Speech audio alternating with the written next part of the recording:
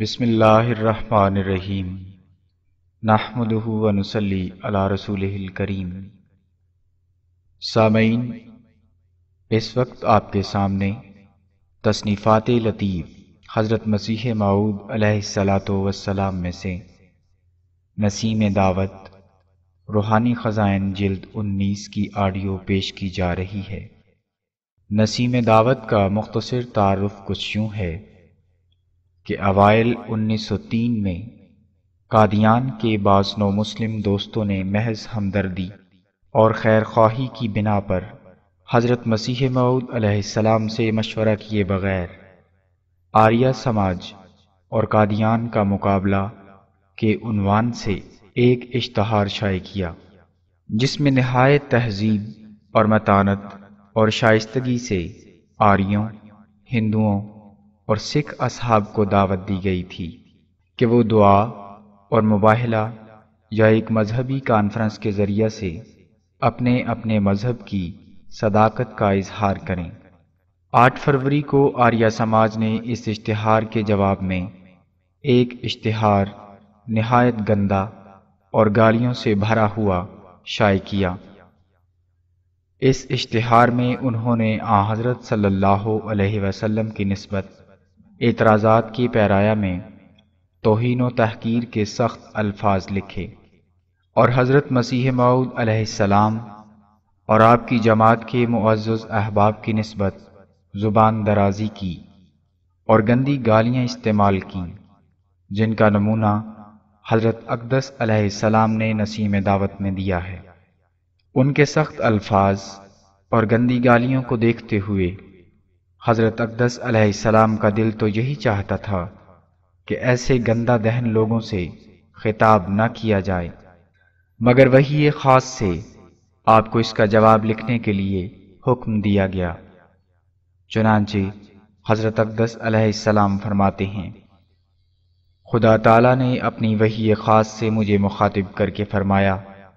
کہ اس تحریر کا جواب لکھ اور میں جواب دینے میں تیرے ساتھ ہوں۔ تب مجھے اس مبشر وحی سے بہت خوشی پہنچی کہ جواب دینے میں میں اکیلا نہیں، سو میں اپنے خدا سے قوت پا کر اٹھا اور اس کی روح کی تائید سے میں نے اس رسالے کو لکھا، اور جیسا کہ خدا نے مجھے تائید دی میں نے یہی چاہا کہ ان تمام گالیوں کو جو میرے نبی مطاع صلی اللہ علیہ وسلم کو اور مجھے دی گئیں نظر انداز کر کے نرمی سے جواب لکھوں اور پھر یہ کاروبار خدا تعالیٰ کے سپرد کر دوں۔ اشتہار میں آریہ سماجیوں نے نو مسلموں کے متعلق یہ اعتراض کیا تھا کہ ان کا مسلمان ہونا اس وقت صحیح ہوتا جب وہ چاروں وید پڑھ کر آریہ دھرم کا اسلام سے مقابلہ کرتے۔ حضرت اقدس علیہ السلام نے اس اعتراض کا مسقط و مدلل اور الزامی جواب دیتے ہوئے اس امر پر روشنی ڈالی کہ تبدیلی مذہب کے لیے کس قدر علم ہونا ضروری ہے۔ فرمایا کہ تبدیلی مذہب کے لیے تمام جزیات کی تفتیش کچھ ضروری نہیں، صرف 3 باتوں کا دیکھنا ضروری ہے۔ اول یہ کہ اس مذہب میں خدا کی نسبت کیا تعلیم ہے، یعنی اس کی توحید، قدرت، علم، کمال اور عظمت، سزا اور رحمت اور دیگر لوازم اور خواص الوہیت کی نسبت کیا بیان کیا ہے۔ دوم، ہر نفس انسانی نیز بنی نوع اور قوم کے بارے میں وہ کیا تعلیم دیتا ہے۔ سوم، کیا وہ مذہب کوئی مردہ اور فرضی خدا تو نہیں پیش کرتا جو محض قصوں اور کہانیوں کے سہارے پر مانا گیا ہو۔ ان اصولی امور کا ذکر کرنے کے بعد حضرت اقدس علیہ السلام نے بڑی تفصیل سے عیسائیوں اور آریہ سماج کے عقائد کا اسلام کے عقائد سے مقابلہ کر کے ثابت کیا ہے کہ یہ تینوں قسم کی خوبیاں صرف اسلام میں پائی جاتی ہیں۔ پھر آریہ سماج کے بعض دیگر اعتراضات کا بھی جواب دیا ہے اور مسئلہ نیوگ پر بھی بحث کی ہے۔ یہ رسالہ 28 فروری 1903 کو ایک ہفتہ کے اندر اندر تصنیف و تباہ ہو کر عین اس وقت شائع ہوا جبکہ قادیان کی آریہ سماج کا سالانہ جلسہ 28 فروری اور 1 مارچ 1903 ہو رہا تھا۔ سامعین، یہ کتاب آپ سماعت فرمائیں گے مکرم نفیس احمد عتیق صاحب کی آواز میں۔ آئیے سماعت فرمائیں نسیم دعوت، روحانی خزائن، جلد نمبر 19۔ بسم اللہ الرحمن الرحیم۔ کتاب نسیم دعوت، ٹائٹل بار اول۔ وہ خدا جس نے تمام روحیں اور ذرہ ذرہ عالم علوی اور سفلی کا پیدا کیا، اسی نے اپنے فضل و کرم سے اس رسالے کا مضمون ہمارے دل میں پیدا کیا، اور اس کا نام ہے نسیم دعوت۔ نام اس کا نسیم دعوت ہے، آریوں کے لیے یہ رحمت ہے، دل بیمار کا یہ درماں ہے، طالبوں کا یہ یار خلوت ہے۔ کفر کے زہر کو یہ ہے تریاک، ہر ورق اس کا جام صحت ہے۔ غور کر کے اسے پڑھو پیارو، یہ خدا کے لیے نصیحت ہے۔ خاکساری سے ہم نے لکھا ہے، نہ تو سختی نہ کوئی شدت ہے۔ قوم سے مت ڈرو، خدا سے ڈرو، آخر اس کی طرف ہی رحلت ہے۔ سخت دل کیسے ہو گئے ہیں لوگ، سر پہ طاعون ہے پھر بھی غفلت ہے۔ ایک دنیا ہے مر چکی اب تک، پھر بھی توبہ نہیں یہ حالت ہے۔ مطبع ضیاء الاسلام، قادیان میں با اہتمام حکیم فضل الدین صاحب بھیروی، بتاریخ 28 فروری 1903 عیسوی چھپ کر شائع ہوا۔ بسم اللہ الرحمن الرحیم۔ اس قادر اور سچے اور کامل خدا کو ہماری روح اور ہمارا ذرہ ذرہ وجود کا سجدہ کرتا ہے، جس کے ہاتھ سے ہر ایک روح اور ہر ایک ذرہ مخلوقات کا مع اپنی تمام قوا کے ظہور پذیر ہوا، اور جس کے وجود سے ہر ایک وجود قائم ہے،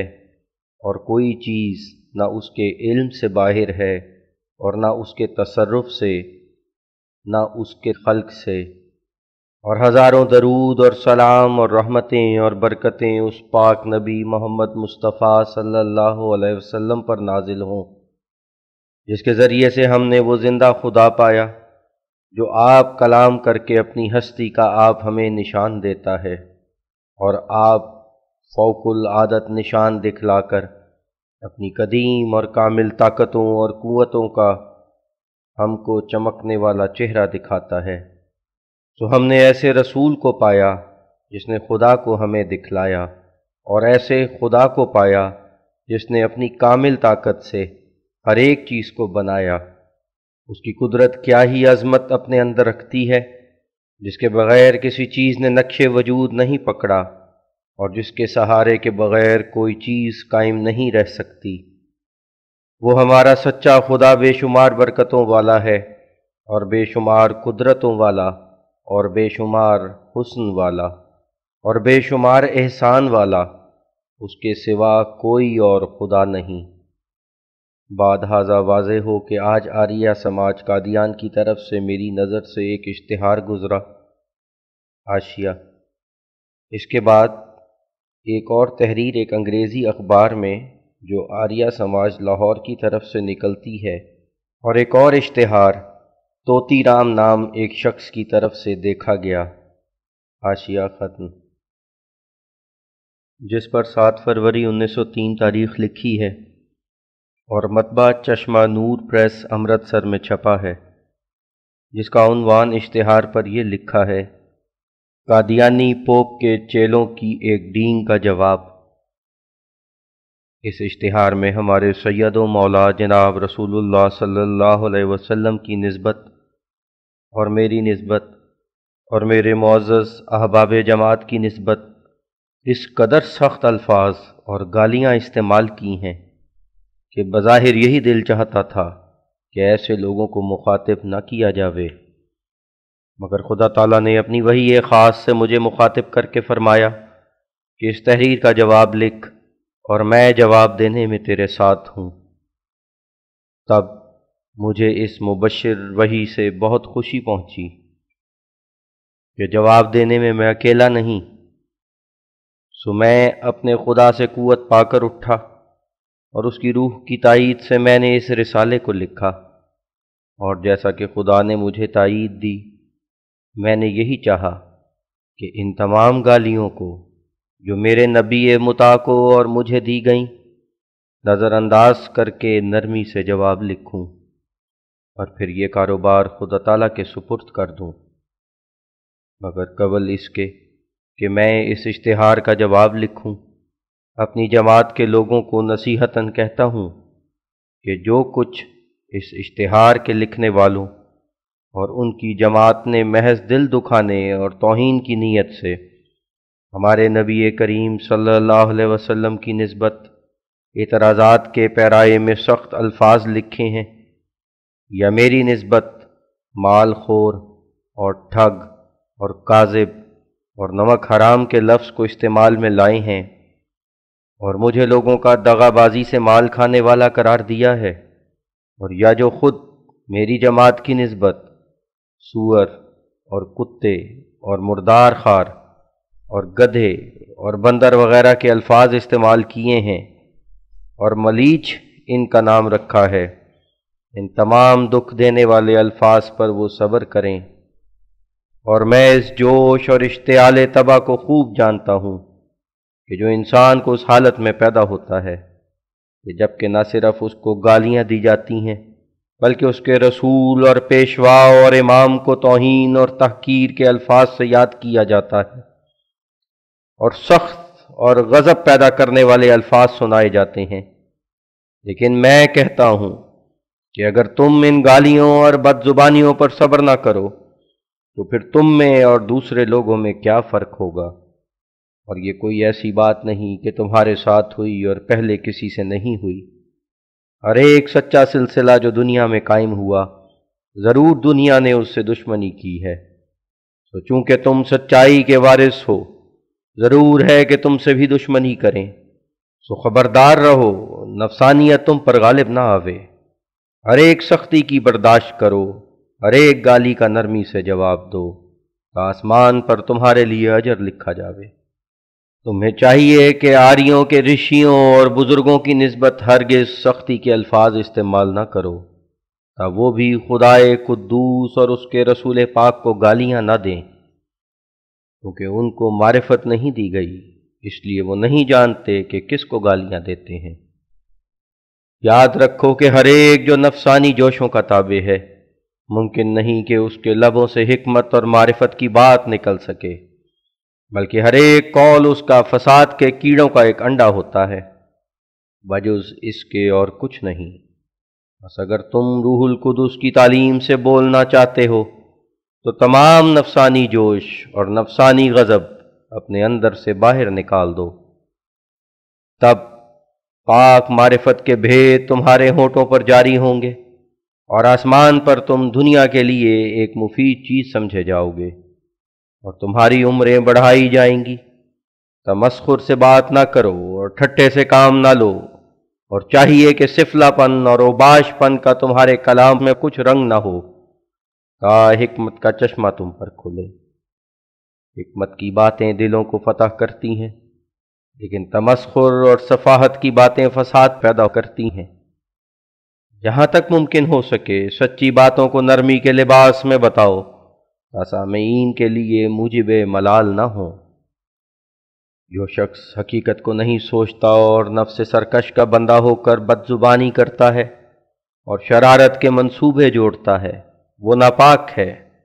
اس کو کبھی خدا کی طرف راہ نہیں ملتی اور نہ کبھی حکمت اور حق کی بات اس کے منہ پر جاری ہوتی ہے۔ بس اگر تم چاہتے ہو کہ خدا کی راہیں تم پر کھلیں تو نفسانی جوشوں سے دور رہو اور کھیل بازی کے طور پر بحثیں مت کرو کہ یہ کچھ چیز نہیں اور وقت ضائع کرنا ہے۔ بدی کا جواب بدی کے ساتھ مت دو، نہ قول سے نہ فعل سے، تا خدا تمہاری حمایت کرے،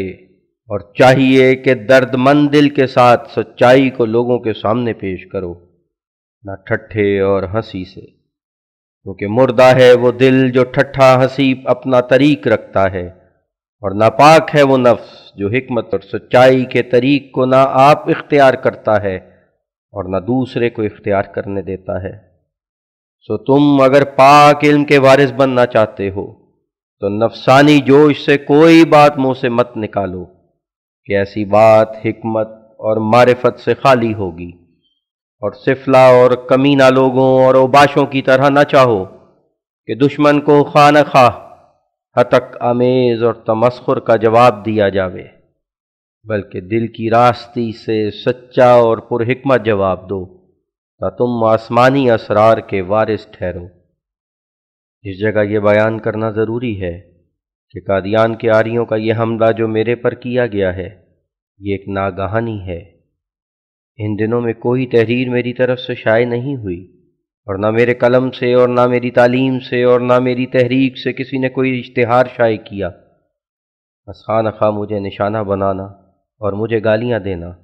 اور میرے سید و مولا جناب محمد مصطفیٰ صلی اللہ علیہ وسلم کی نسبت توہین و تحقیر کے الفاظ لکھنا، اور اس طرح پر مجھے دوہرے طور پر دکھ دینا،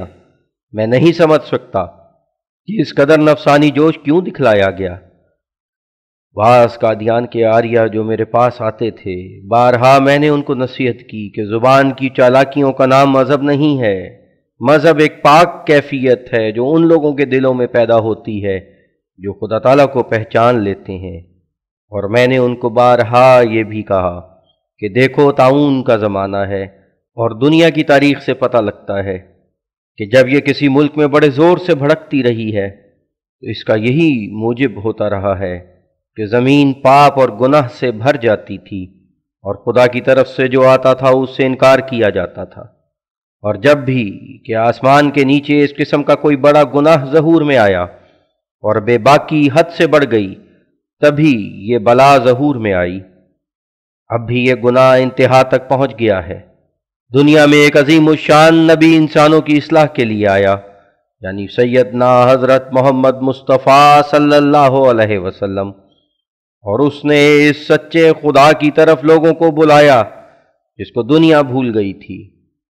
لیکن اس زمانے میں اس کامل نبی کی ایسی توہین اور تحقیر کی جاتی ہے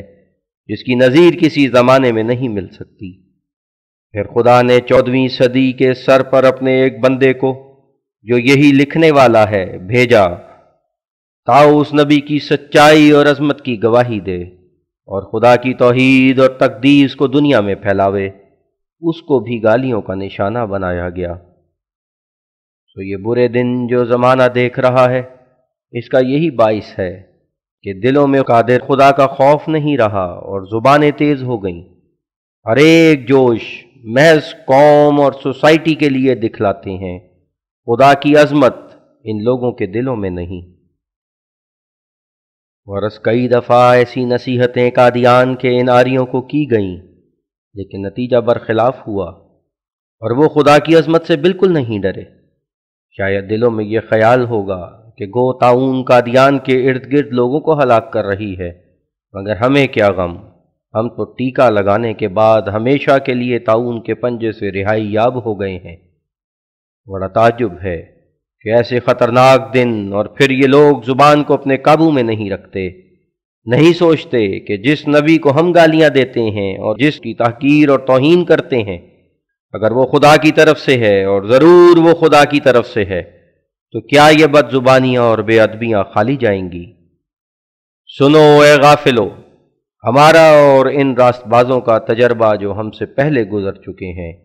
گواہی دیتا ہے کہ خدا کے پاک رسولوں کی بے ادبی کا انجام اچھا نہیں ہوتا۔ ہر ایک نیک تینت جانتا ہے کہ خدا کے پاس ہر ایک بدی اور شوخی کی سزا ہے اور ہر ایک ظلم کا پاداش ہے۔ ایک اعتراض کا جواب۔ اب ہم آریہ صاحبوں کے اس اعتراض کا جواب دیتے ہیں جو انہوں نے اپنے اشتہار میں ہماری جماعت کے 9 مسلم آریوں پر کیا ہے، اور وہ یہ کہ یہ مسلمان ہونا ان کا تب صحیح ہوتا کہ اول وہ چاروں وید پڑھ لیتے، اور پھر ویدوں کے پڑھنے کے بعد چاہیے تھا کہ وہ آریہ دھرم کا اسلام سے مقابلہ کرتے اور پھر اس قدر تحقیق و تفتیش کے بعد اگر اسلام کو حق دیکھتے تو مسلمان ہو جاتے۔ سو واضح ہو کہ ہمارے نو مسلم آریہ جہاں تک حق تحقیق کا ہے سب کچھ ادا کر کے مشرف با اسلام ہوئے ہیں۔ باقی رہا یہ اعتراض کہ انہوں نے چاروں وید کب پڑھے ہیں، یہ اعتراض اس صورت میں ہو سکتا تھا کہ جب اعتراض کرنے والے اپنے وید خوان ہونے کا ثبوت دیتے۔ افسوس کہ انہوں نے اعتراض کرتے وقت انصاف اور خدا ترسی سے کام نہیں لیا۔ بھلا اگر انہوں نے سچائی کی پابندی سے یہ اعتراض پیش کیا ہے تو ہمیں بتلاویں کہ ان میں سے وہ تمام لوگ رام رام کرنے والے جو سناتن دھرم پر قائم تھے اور پھر چند سال سے وہ آریہ بنے، انہوں نے کس پنڈت سے وید پڑھا ہے؟ کیونکہ اگر مذہب کی تبدیلی کے لیے پہلے ویدوں کا پڑھ لینا ضروری شرط ہے تو اس شرط سے آریہ کیوں کر باہر رہ سکتے ہیں؟ یہ بات کس کو معلوم نہیں کہ پنڈت دیانند کے وجود سے پہلے اس ملک میں تمام ہندو سناتن دھرم مذہب رکھتے تھے، اور ابھی تک ان کے ٹھاکر دوارے اس گاؤں میں بھی موجود ہیں، اور ان کے پنڈت اور وید دان آریہ ورت میں بکثرت پائے جاتے ہیں، اور بہتوں کو ہم نے خود دیکھا ہے، اور وید جو اردو اور انگریزی میں ترجمہ ہو چکے ہیں ان پر نظر ڈالنے سے معلوم ہوتا ہے کہ وید کے اکثر ارتھ جو سناتن دھرم والے کرتے ہیں وہی ٹھیک ہیں۔ خیر اس بحث کو اس وقت جانے دو۔ بہرحال جو اعتراض ان آریہ صاحبوں نے نومسلم ہندوؤں پر کیا ہے وہی اعتراض ان پر بھی ہوتا ہے، کیونکہ ایک زمانہ تو وہ تھا کہ وہ رام چندر، کرشن اور دیگر اوتاروں کو پرمیشر جانتے تھے، مورتی پوجا کو وید کی ہدایت سمجھتے تھے، اور سب سے زیادہ یہ کہ ویدانت کے اصول کے موافق اپنے تئیں پرمیشر میں سے نکلے ہوئے خیال کرتے تھے، اور پھر آریہ بننے کے بعد وہ سب خیالات پلٹ گئے، اور بجائے اس کے کہ پرمیشر میں سے نکلے ہوں انادی اور غیر مخلوق کہلا کر خود قدیم اور پرمیشر کے شریک بن گئے۔ بس کیا اس قدر انقلاب کے لیے حسب عقیدہ ان کے لیے یہ ضرور نہ تھا کہ ہر ایک فرد ان میں سے اول چاروں وید پڑھ لیتا، پھر اپنے قدیم مذہب سناتن دھرم کو چھوڑتا اور آریہ سماج میں داخل ہوتا؟ بس اگر قادیان کے آریہ سماجیوں نے نو مسلم آریوں پر اعتراض کرنے کے وقت جھوٹ اور حق پوشی سے کام نہیں لیا تو ہمیں دکھلاویں کہ ان کی جماعت آریوں میں سے کتنے وہ لوگ ہیں جن کو رگ اور یجر اور شام اور اتھر بند وید سب کنٹھ ہیں۔ اگر اس بات میں وہ سچے نکلے کہ اپنی سب جماعت انہوں نے وید دان ثابت کر دی تو کم سے کم ہم ان کو شریف آدمی مان لیں گے، جنہوں نے اپنے اعتراض میں کسی ایسی جھوٹی بات کو پیش نہیں کیا جس کے آپ وہ پابند نہیں تھے۔ یہ کس کو معلوم نہیں کہ یہ تمام مجمع قادیان کے آریوں کا ایک بازاری دکان نشینوں کا مجمع ہے، جن میں سے کوئی ساہوکارہ کا شغل رکھتا ہے اور کوئی بزازی کرتا ہے اور کوئی نون تیل کی دکان رکھتا ہے، اور جہاں تک ہم کو علم ہے ان میں سے ایک بھی وید دان نہیں۔ بس کیا ان لوگوں کے مقابل پر وہ شریف نو مسلم آریہ جاہل کہلا سکتے ہیں جو بعض ان کے بی اے تک تعلیم یافتہ ہیں اور انگریزی اور اردو ترجمے ویدوں کے پڑھتے ہیں اور دن رات دین کی تعلیم پاتے ہیں؟ پھر ماں سوائے اس کے یہ ہمارا دعویٰ صرف قادیان تک محدود نہیں، بلکہ ہم اس امر کی پوری اطلاع رکھتے ہیں کہ ہر ایک شہر اور قصبے کا آریہ سماج اکثر ایسے ہی ذخیرے سے بھرا ہوا ہے، اور یہ خیال ہرگز صحیح نہیں ہے کہ جن لوگوں نے سناتن دھرم کو الوداع کہہ کر باوجود سخت اختلاف کے آریہ سماجی بننا قبول کیا ہے، پہلے وہ اپنے گھر سے چاروں وید پڑھ کر آئے تھے، بلکہ ہم زور سے کہتے ہیں کہ تمام پنجاب اور ہندوستان میں بجز معدود چند جن کو انگلیوں پر گن سکتے ہیں تمام مجموعہ آریوں کا ایسا ہی ہے کہ ہر ایک دکاندار یا ساہوکار نے آریوں میں نام لکھا رکھا ہے، اور خود بجز بڑے پیٹ اور لمبی مونچھوں اور دکان کے حساب کے اور کچھ یاد نہیں۔ اور یہ باتیں میری بے تحقیق نہیں، بلکہ میں آریہ صاحبوں کو 1000 روپیہ بطور انعام دینے کو تیار ہوں اگر وہ میرے پر ثابت کر دیں کہ جس قدر ان کی فہرست میں مرد و زن آریہ درج ہیں، یا یوں کہو کہ جس قدر آریہ سماجی کہلانے والے مرد ہوں یا عورات ہوں برٹش انڈیا میں موجود ہیں، فیصدی ان میں سے 5 ایسے پنڈت پائے جاتے ہیں जो चारों वेद संस्कृत में जानते हैं। अगर चाहें तो मैं किसी सरकारी बैंक में ये रुपया जमा करा सकता हूँ। अब बतलाओ कि किस कदर शर्म की बात है कि खुद रा फजीहत व दीगर रा नसीहत। अगर हया और सच्चाई से काम लिया जाता तो ऐसे एतराज़ात की क्या ज़रूरत थी जो खुद आर्या समाज पर ही वारिद होते हैं।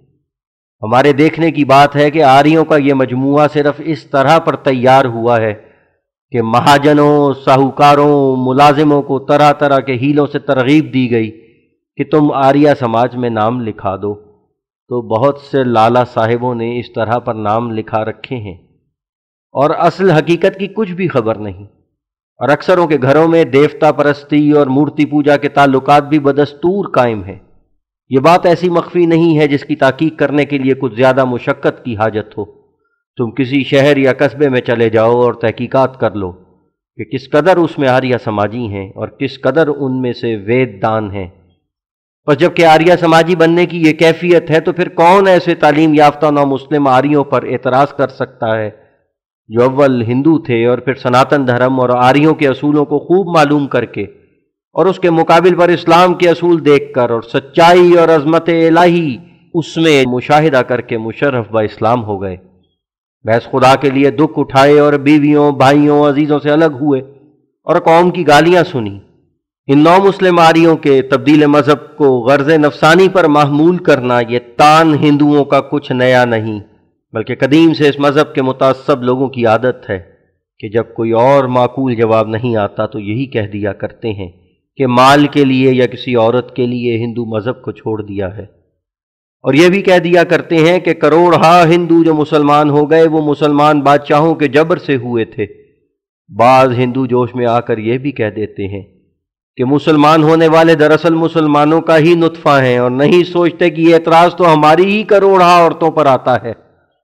आजकल की तहकीकात से साबित है कि इस्लामी बादशाहों के अहद का ज़माना जो 700 बरस तक था, अगर अंग्रेज़ों के ज़माने से जो 100 बरस तक अभी गुजरा है मुकाबला किया जाए तो इसमें जिस कदर हिंदू कसरत से मुसलमान हुए हैं इसकी औसत ज़्यादा निकलती है। और खुदगर्जी का इल्ज़ाम तो बहुत ही काबिल शर्म है, क्योंकि बाज़ हिंदू अमीरों, रईसों और राजों ने इस्लाम के बाद कई लाख रुपया दीनी इमदाद में दिया है और हमारे गरीब नौ मुस्लिम आरिया हमेशा अपनी कमाई से हमें चंदा देते हैं। फिर ताज्जुब कि ये मुखालिफ लोग ऐसे बेजा बोहतानों से बाज नहीं आते।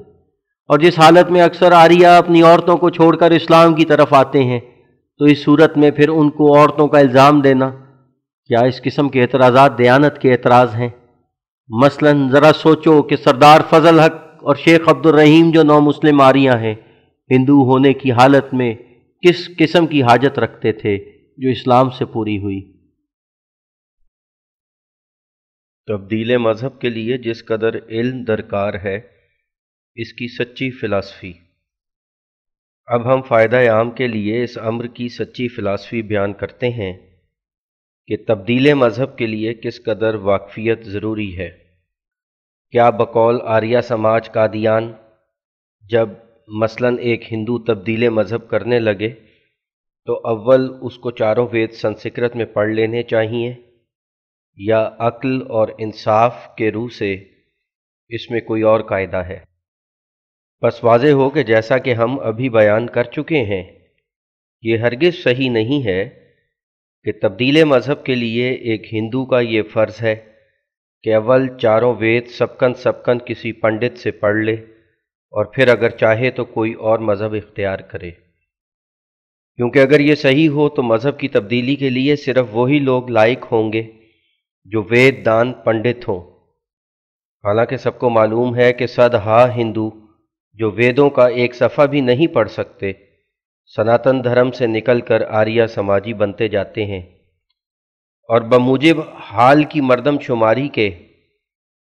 पंजाब में आर्या मत वाले मर्द 9,000 से ज़्यादा नहीं, और इस कदर जमात आर्या में शायद एक दो पंडित हों या ना हों, बाकी सब अवाम हिंदू हैं जो महज चंद बातें सुनकर आर्या बन गए हैं और अपने कदीम मज़हब सनातन धर्म को छोड़ दिया है। और जैसा कि आर्या समाजी लोग मुसलमान होने वाले आर्यों का नाम भ्रष्ट और मलीच रखते हैं, یہی نام سناتن دھرم کی طرف سے ان کو ملتا ہے، اور مذہب سے ان کو خارج سمجھتے ہیں اور وید کے منکر قرار دیتے ہیں۔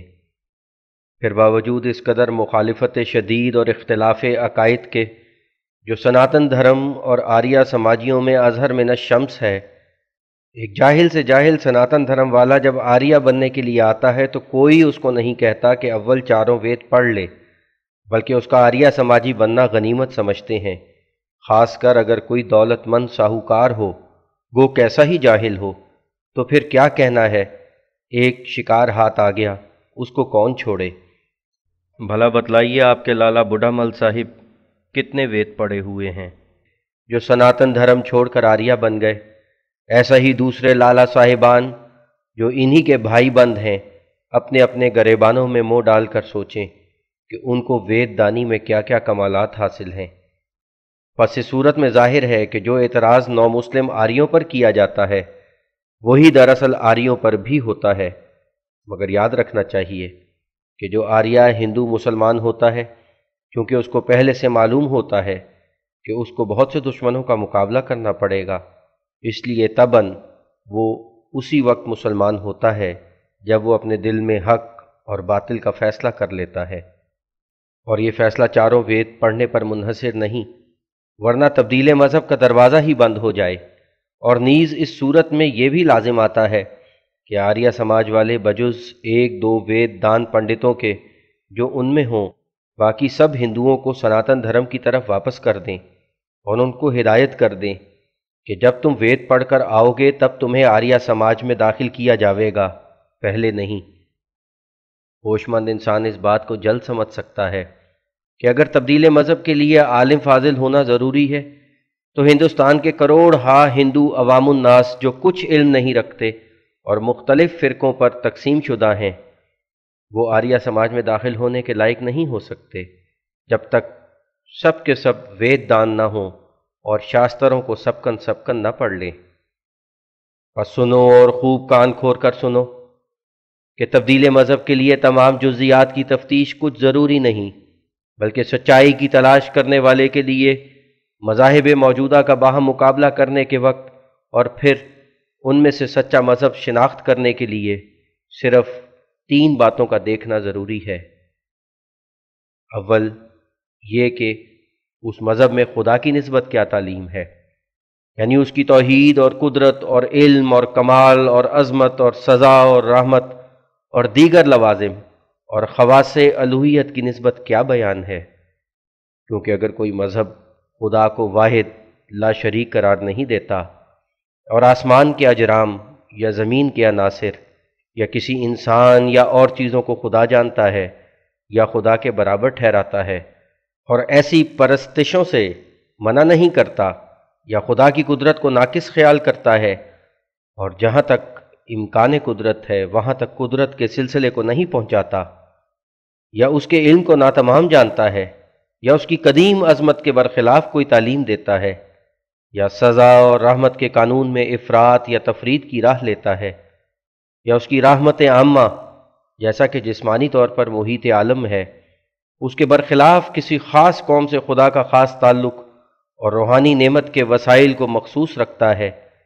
یا الوہیت کے خواص میں سے کسی خاصے کے برخلاف بیان کرتا ہے، تو وہ مذہب خدا کی طرف سے نہیں ہے۔ دوسرے طالب حق کے لیے یہ دیکھنا ضروری ہوتا ہے کہ اس مذہب میں جس کو وہ پسند کرے اس کے نفس کے بارے میں اور ایسا ہی عام طور پر انسانی چال چلن کے بارے میں کیا تعلیم ہے۔ کیا کوئی ایسی تعلیم تو نہیں جو انسانی حقوق کے باہمی رشتے کو توڑتی ہو، یا انسان کو دیوسی کی طرف کھینچتی ہو، یا دیوسی امور کو مستلزم ہو اور فطرتی حیا اور شرم کی مخالف ہو، اور نہ کوئی ایسی تعلیم ہو کہ جو خدا کے عام قانون قدرت کے مخالف پڑی ہو، اور نہ کوئی ایسی تعلیم ہو جس کی پابندی غیر ممکن یا منتج خطرات ہو، اور نہ کوئی ضروری تعلیم جو مفاسد کے روکنے کے لیے اہم ہے ترک کی گئی ہو۔ اور نیز یہ بھی دیکھنا چاہیے کہ کیا وہ تعلیم ایسے احکام سکھلاتی ہے یا نہیں کہ جو خدا کو عظیم الشان محسن قرار دے کر رشتہ محبت اس سے محکم کرتے ہوں اور تاریکی سے نور کی طرف لے جاتے ہوں۔ اور غفلت سے حضور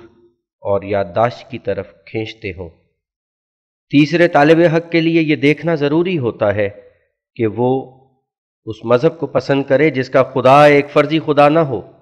جو محض قصوں اور کہانیوں کے سہارے سے مانا گیا ہو، اور ایسا نہ ہو کہ صرف ایک مردہ سے مشابہت رکھتا ہو، کیونکہ اگر ایک مذہب کا خدا صرف ایک مردہ سے مشابہ ہے جس کا قبول کرنا محض اپنی خوش عقیدگی کی وجہ سے ہے، نہ اس وجہ سے کہ اس نے اپنے تئیں آپ ظاہر کیا ہے، تو ایسے خدا کا ماننا گویا اس پر احسان کرنا ہے، اور جس خدا کی طاقتیں کچھ محسوس نہ ہوں اور اپنے زندہ ہونے کے علامات وہ آپ ظاہر نہ کرے، اس پر ایمان لانا بے فائدہ ہے، اور ایسا خدا انسان کو پاک زندگی بخش نہیں سکتا اور نہ شبہات کی تاریکی سے باہر نکال سکتا ہے، اور ایک مردہ پرمیشر سے ایک زندہ بیل بہتر ہے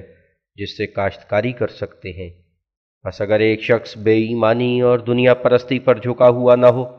تو وہ زندہ خدا کو ڈھونڈے گا تا اس کا نفس پاک اور روشن ہو جائے،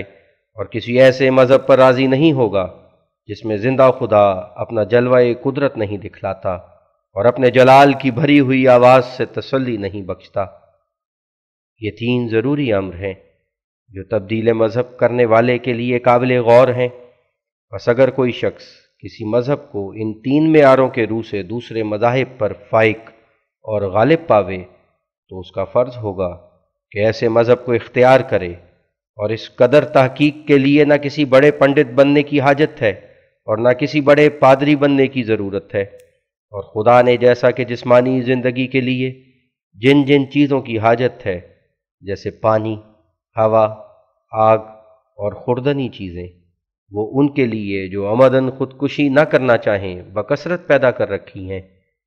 اسی طرح اس نے روحانی زندگی کے لیے اپنی ہدایت کے طریقوں کو انسانوں کے لیے بہت سہل و آسان کر دیا ہے، تا انسان اس مختصر عمر میں فوق الطاقت مشکلات میں نہ پڑے، اور امور ثلاثہ جو ہم نے اوپر ذکر کیے ہیں ان کے لیے ایک عمر خرچ کرنے اور عالم فاضل بننے کی ضرورت نہیں، بلکہ ہر ایک حامی مذہب جو اپنے اصول شائع کرتا ہے انہی اصولوں سے پتہ لگ جاتا ہے کہ وہ اس معیار کے موافق ہیں یا نہیں، اور اگر وہ اپنے اصولوں کے بیان کرنے میں کچھ جھوٹ بولے یا کسی بات کو چھپاوے تو وہ خیانت پوشیدہ نہیں رہ سکتی، کیونکہ علمی زمانہ ہے اور صدہا پہلو ایسے ہیں جن سے حقیقت ظاہر ہو جاتی ہے۔ اب جبکہ مذکورہ بالا بیانات سے بوضاحت ثابت ہے کہ تبدیل مذہب کے لیے ہرگز ایسی ضرورت نہیں کہ کسی دین کے تمام فروع، اصول اور جزیات کلیات معلوم کیے جائیں،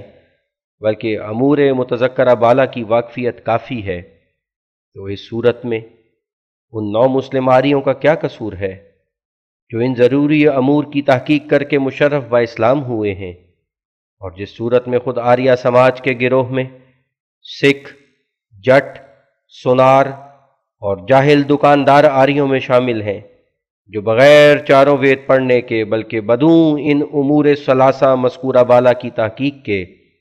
سناتن دھرم اور خالصہ مذہب سے جو ان کے قدیم مذاہب تھے دستبردار ہو کر آریہ مت میں داخل ہو گئے ہیں، اور اکثر لوگ ان میں سے نادان اور جاہل ہیں، گویا کل ذخیرہ آریہ مت کا بجز شاذ و نادر اشخاص کے انہی عوام الناس سے بھرا ہوا ہے، تو پھر کیوں ان غریب نو مسلم آریوں پر اعتراض کیا جاتا ہے جنہوں نے ارکان ثلاثہ پر خوب غور کر کے مذہب اسلام اختیار کیا ہے؟ ہم بار بار لکھ چکے ہیں کہ یہ بات تعلیق بالمحال ہے کہ کسی مذہب کے اختیار کرنے کے لیے پہلے اپنے آبائی مذہب کی کتاب اور اس کی تفسیروں کو سبکن اول سے آخر تک پڑھ لینا ضروری ہے۔ اس شرط کو نہ کوئی آریہ دکھا سکتا ہے اور نہ کوئی پادری، بلکہ یہ صرف ناحق کی نیش زنی ہے جو راست بازی سے بعید ہے۔ دنیا میں عالم فاضل کی ڈگری حاصل کرنے والے تو ہر ایک مذہب میں تھوڑے ہوتے ہیں، بلکہ تباہر علمی میں پورے کامل ہر ایک ملک میں 10-20 سے زیادہ نہیں ہوتے، مگر دوسرے لوگ کروڑہا ہوتے ہیں جو نہ پنڈت کہلاویں اور نہ پادری کے نام سے ملقب ہوں اور نہ مولوی ہونے کا امامہ سر پر رکھتے ہیں، اور انہی میں سے اکثر طالب حق بھی ہوتے ہیں، اور ان کے لیے کافی ہوتا ہے کہ وہ اس قدر دیکھ لیں کہ کسی مذہب میں خدا کے بارے میں کیا تعلیم ہے और फिर मखलूक के बारे में क्या तालीम है, और फिर इस तालीम का समरा क्या है। क्या वो उस खुदा तक पहुंचाती और उस मख्फी ज़ात को दिखलाती है जो ज़िंदा खुदा है, या उसको महज किस्सों के सहारे पर छोड़ती है। जैसा कि हम इन अमूर सलासा की अभी तसरीह कर चुके हैं, और अक्ल सलीम बवदाहत इस बात को समझती है कि जो शख्स इन तीनों अमूर में किसी मज़हब को कामिल पाएगा वही मज़हब सच्चा होगा, क्योंकि ये तसल्ली झूठे मज़हब में हरगिज़ मिल नहीं सकती। अब हम नाज़रीन पर बड़े ज़ोर से इस बात का सबूत ज़ाहिर करते हैं कि ये तीनों किस्म की खूबियाँ महज इस्लाम में पाई जाती हैं, और जिस कदर मज़ाहिब रूए ज़मीन पर हैं, क्या आर्या और क्या ईसाई और क्या कोई और मज़हब, वो इन सह गूना खूबियों से खाली हैं, और हम तूले बयान से परहेज़ करके हर एक खूबी के झैल में इस्लाम और इन दोनों मज़हबों का कुछ ज़िक्र करेंगे इंशाअल्लाह ताला। अव्वल, खुदा ताला के मुतल्लिक ईसाई साहिबों और आर्या साहिबों की क्या तालीम है और कुरान शरीफ की क्या तालीम। ईसाई साहिबान इस बात के इकरारी हैं कि उनके नज़दीक हज़रत ईसा अलैहिस्सलाम ही कामिल खुदा हैं, जिनके अंदर 4 रूहें मौजूद हैं, एक बेटे की, दूसरे बाप की, तीसरी रूहुल कुदस की, चौथी इंसान की। और ये मुरब्बा खुदा हमेशा के लिए मुरब्बा होगा, बल्कि इसको मुखम्मस कहें तो बजा है, क्योंकि इसके साथ जिस्म भी हमेशा ही रहेगा। लेकिन अब तक इस बात का जवाब नहीं दिया गया कि इस खुदा का वो जिस्म जो खतना के वक्त उससे अलहदा किया गया था, और वो जिस्म जो तहलील होता रहा और या हमेशा नाखूनों और बालों के कटाने की वजह से कम होता रहा, क्या वो भी कभी इस जिस्म के साथ शामिल किया जाएगा, या हमेशा के लिए उसको दागे जुदाई नसीब हुआ। हर एक अक्लमंद को मालूम है कि ये इल्म तबी का मुसल्लम और मकबूल और तजर्बा करदा मसला है कि 3 बरस तक पहला जिस्म तहलील पाकर नया जिस्म उसकी जगह आ जाता है और पहले ज़रात अलग हो जाते हैं। बस इस हिसाब से 33 बरस के अरसे में हज़रत मसीह के 11 जिस्म तहलील पाए होंगे और 11 नए जिस्म आए होंगे। अब तबन ये सवाल पैदा होता है कि वो 11 मफकूद शुदा जिस्म फिर हज़रत मसीह के मौजूदा जिस्म के साथ शामिल हो जाएंगे या नहीं, और अगर नहीं शामिल होंगे तो क्या बवजह किसी गुनाह के वो अलहदा रखने के लायक थे या किसी और वजह से अलहदा किए गए, और इस तरजीह बिला मरजा का क्या सबब है, और क्यों जायज़ नहीं कि इस मौजूदा जिस्म को दूर करके वही पहले जिस्म हज़रत मसीह को दिए जाएं, और क्या वजह कि जबकि 11 दफ़ा इस बात का तजर्बा हो चुका है कि हज़रत मसीह तमाम इंसानों की तरह 3 बरस के बाद नया जिस्म पाते रहे हैं और 33 बरस तक 11 नए जिस्म पा चुके हैं, तो फिर क्यों अब बावजूद 2000 बरस गुजरने के वही पुराना जिस्म उनके साथ लाजिम गैर मुनफक रहा। अगर इस जिस्म के गैर फ़ानी बनने की वजह उनकी खुदाई है, तो उन पहले दिनों में भी तो खुदाई मौजूद थी, जबकि हर एक 3 बरस के बाद पहला चोला जिस्म का वो उतारते रहे हैं, और वो जिस्म जो खुदाई का हमसाया था खाको गुबार में मिलता रहा, तो क्यों ये मौजूदा जिस्म भी उनसे अलग नहीं होता। फिर ये भी ज़रा सोचो कि इंसान के जिस्म के पहले ज़र्रात उससे अलग हो जाना तो कोई गैर मामूली बात नहीं, बल्कि रहम से निकलते ही एक हिस्सा उसके जिस्म के ज़वाइद का अलग करना पड़ता है, और नाखून और बाल हमेशा कटाने पड़ते हैं, और बसा औकात बबाइस बीमारी बहुत दुबला हो जाता है, और फिर खाने पीने से नया जिस्म आ जाता है। अगर खुदा के 11 जिस्म इससे अलग हो जाएं, तो इसमें बेशक खुदा की हतक है। हाँ, जैसा कि चारों रूहों के अकीदे में एक राज तस्लीम किया गया है, अगर इस जगह भी यही जवाब दिया जाए कि इसमें भी कोई राज है, तो फिर बहस को ख़त्म करना पड़ता है, मगर बार बार राज का बहाना पेश करना ये एक बनावट और कमज़ोरी की निशानी है। फिर दूसरा ताज्जुब ये है कि इस तखमीस का नाम तसलीस क्यों रखा गया है, जबकि बमूजिब ईसाई अकीदे के चारों रूहें मसीह के जिस्म में अबदी और गैर फ़ानी हैं और हमेशा रहेंगी, और इंसानी रूह भी बबाइस गैर फ़ानी होने के इस मजमूए से कभी अलग नहीं होगी और न कभी जिस्म अलग होगा, تو پھر یہ تو تخمیس ہوئی نہ تسلیس۔ اب ظاہر ہے کہ واضح تسلیس سے یہ ایک بڑی ہی غلطی ہوئی ہے جو انہوں نے تخمیس کو تسلیس سمجھ لیا، مگر اب بھی یہ غلطی درست ہو سکتی ہے، اور جیسا کہ گزشتہ دنوں میں تسلیس کے لفظ کی نسبت سالوس تجویز کیا گیا تھا، اب بجائے سالوس کے تخمیس تجویز ہو سکتی ہے۔ غلطی کی اصلاح ضروری ہے، مگر افسوس کہ اس 5 پہلو والے خدا کی کچھ نہ کچھ مرمت ہی ہوتی رہتی ہے۔ اب خلاصہ کلام یہ کہ عیسائی مذہب توحید سے تہی دست اور محروم ہے، بلکہ ان لوگوں نے سچے خدا سے منہ پھیر کر ایک نیا خدا اپنے لیے بنایا ہے جو ایک اسرائیلی عورت کا بیٹا ہے۔ مگر کیا یہ نیا خدا ان کا قادر ہے جیسا کہ اصلی خدا قادر ہے؟ اس بات کے فیصلے کے لیے خود اس کی سرگزشت گواہ ہے، کیونکہ اگر وہ قادر ہوتا تو یہودیوں کے ہاتھ سے مارے نہ کھاتا، رومی سلطنت کے حوالات میں نہ دیا جاتا اور صلیب پر کھینچا نہ جاتا، اور جب یہودیوں نے کہا تھا کہ صلیب پر سے خود بخود اترا تو ہم ابھی ایمان لے آئیں گے، اس وقت اتر آتا، لیکن اس نے کسی موقع پر اپنی قدرت نہیں دکھلائی۔ رہے اس کے معجزات سو واضح ہو کہ اس کے معجزات دوسرے اکثر نبیوں کی نسبت بہت ہی کم ہیں۔ مثلا اگر کوئی عیسائی ایلیا نبی کے معجزات سے جو بائبل میں مفصل مذکور ہیں، جن میں سے مردوں کا زندہ کرنا بھی ہے، مسیح ابن مریم کے معجزات کا مقابلہ کرے تو اس کو ضرور اقرار کرنا پڑے گا کہ ایلیا نبی کے معجزات شان اور شوکت اور کثرت میں مسیح ابن مریم کے معجزات سے بہت بڑھ کر ہیں۔ ہاں، انجیلوں میں بار بار اس معجزے کا ذکر ہے کہ یسوع مسیح مسروعون یعنی مرگی زدہ لوگوں میں سے جن نکالا کرتا تھا، اور یہ بڑا معجزہ اس کا شمار کیا گیا ہے۔ محققین کے نزدیک ایک ہنسی کی جگہ ہے۔ آج کل کی تحقیقات سے ثابت ہے کہ مرض سرا ذوف دماغ کی وجہ سے پیدا ہوتی ہے، یا بعض اوقات کوئی رسولی دماغ میں پیدا ہو جاتی ہے، اور بعض دفعہ کسی اور مرض کا یہ عرض ہوتی ہے۔ لیکن ان تمام محققین نے کہیں نہیں لکھا کہ اس مرض کا سبب جن بھی ہوا کرتے ہیں۔ قرآن شریف کا حضرت مسیح ابن مریم پر یہ بھی احسان ہے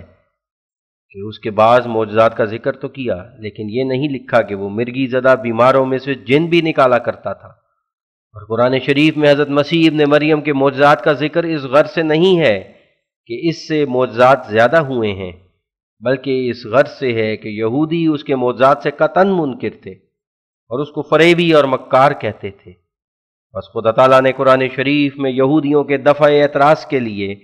مسیح ابن مریم کو صاحب معجزہ قرار دیا، اور اسی حکمت کی وجہ سے اس کی ماں کا نام صدیقہ رکھا، کیونکہ یہودی اس پر ناجائز تہمت لگاتے تھے۔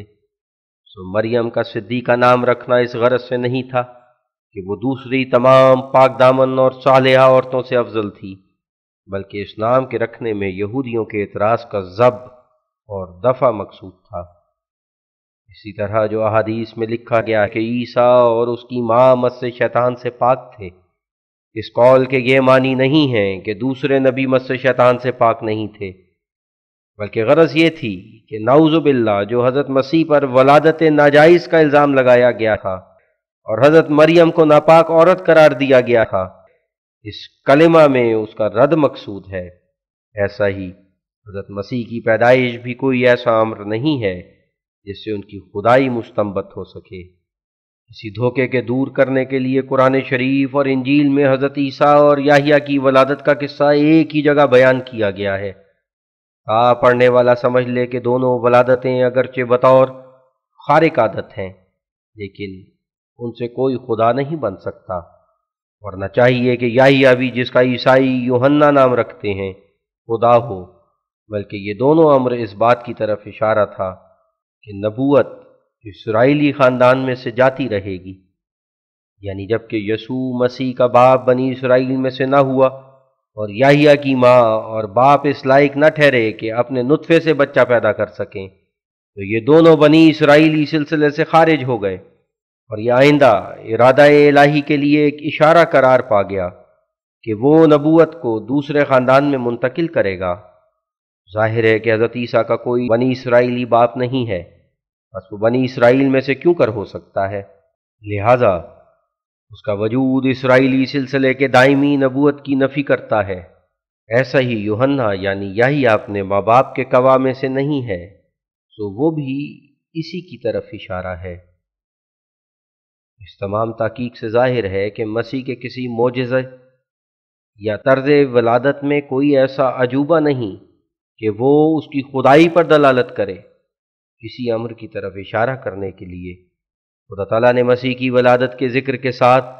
یحییٰ کی ولادت کا ذکر کر دیا، تا معلوم ہو کہ جیسا کہ یحییٰ کی خارق عادت ولادت ان کو انسان ہونے سے باہر نہیں لے جاتی، ایسا ہی مسیح ابن مریم کی ولادت اس کو خدا نہیں بناتی۔ یہ تو ظاہر ہے کہ یوحنا کی ولادت حضرت عیسیٰ کی ولادت سے کوئی کم عجیب تر نہیں، بلکہ حضرت عیسیٰ میں صرف باپ کی طرف میں ایک خارق عادت امر ہے، اور حضرت یحییٰ میں ماں اور باپ دونوں کی طرف میں خارق عادت امر ہے۔ اور اس کے ساتھ یہ بھی ہے کہ حضرت یحییٰ کی پیدائش کا نشان بہت صاف رہا ہے، کیونکہ ان کی ماں پر کوئی ناجائز تہمت نہیں لگائی گئی، اور بوجہ اس کے کہ وہ بانجھ تھیں تہمت کا کوئی محل بھی نہیں تھا، لیکن حضرت مریم پر تہمت لگائی گئی، اور اس تہمت نے حضرت عیسیٰ کی ولادت کے عجوبہ کو خاک میں ملا دیا۔ مگر اس تہمت میں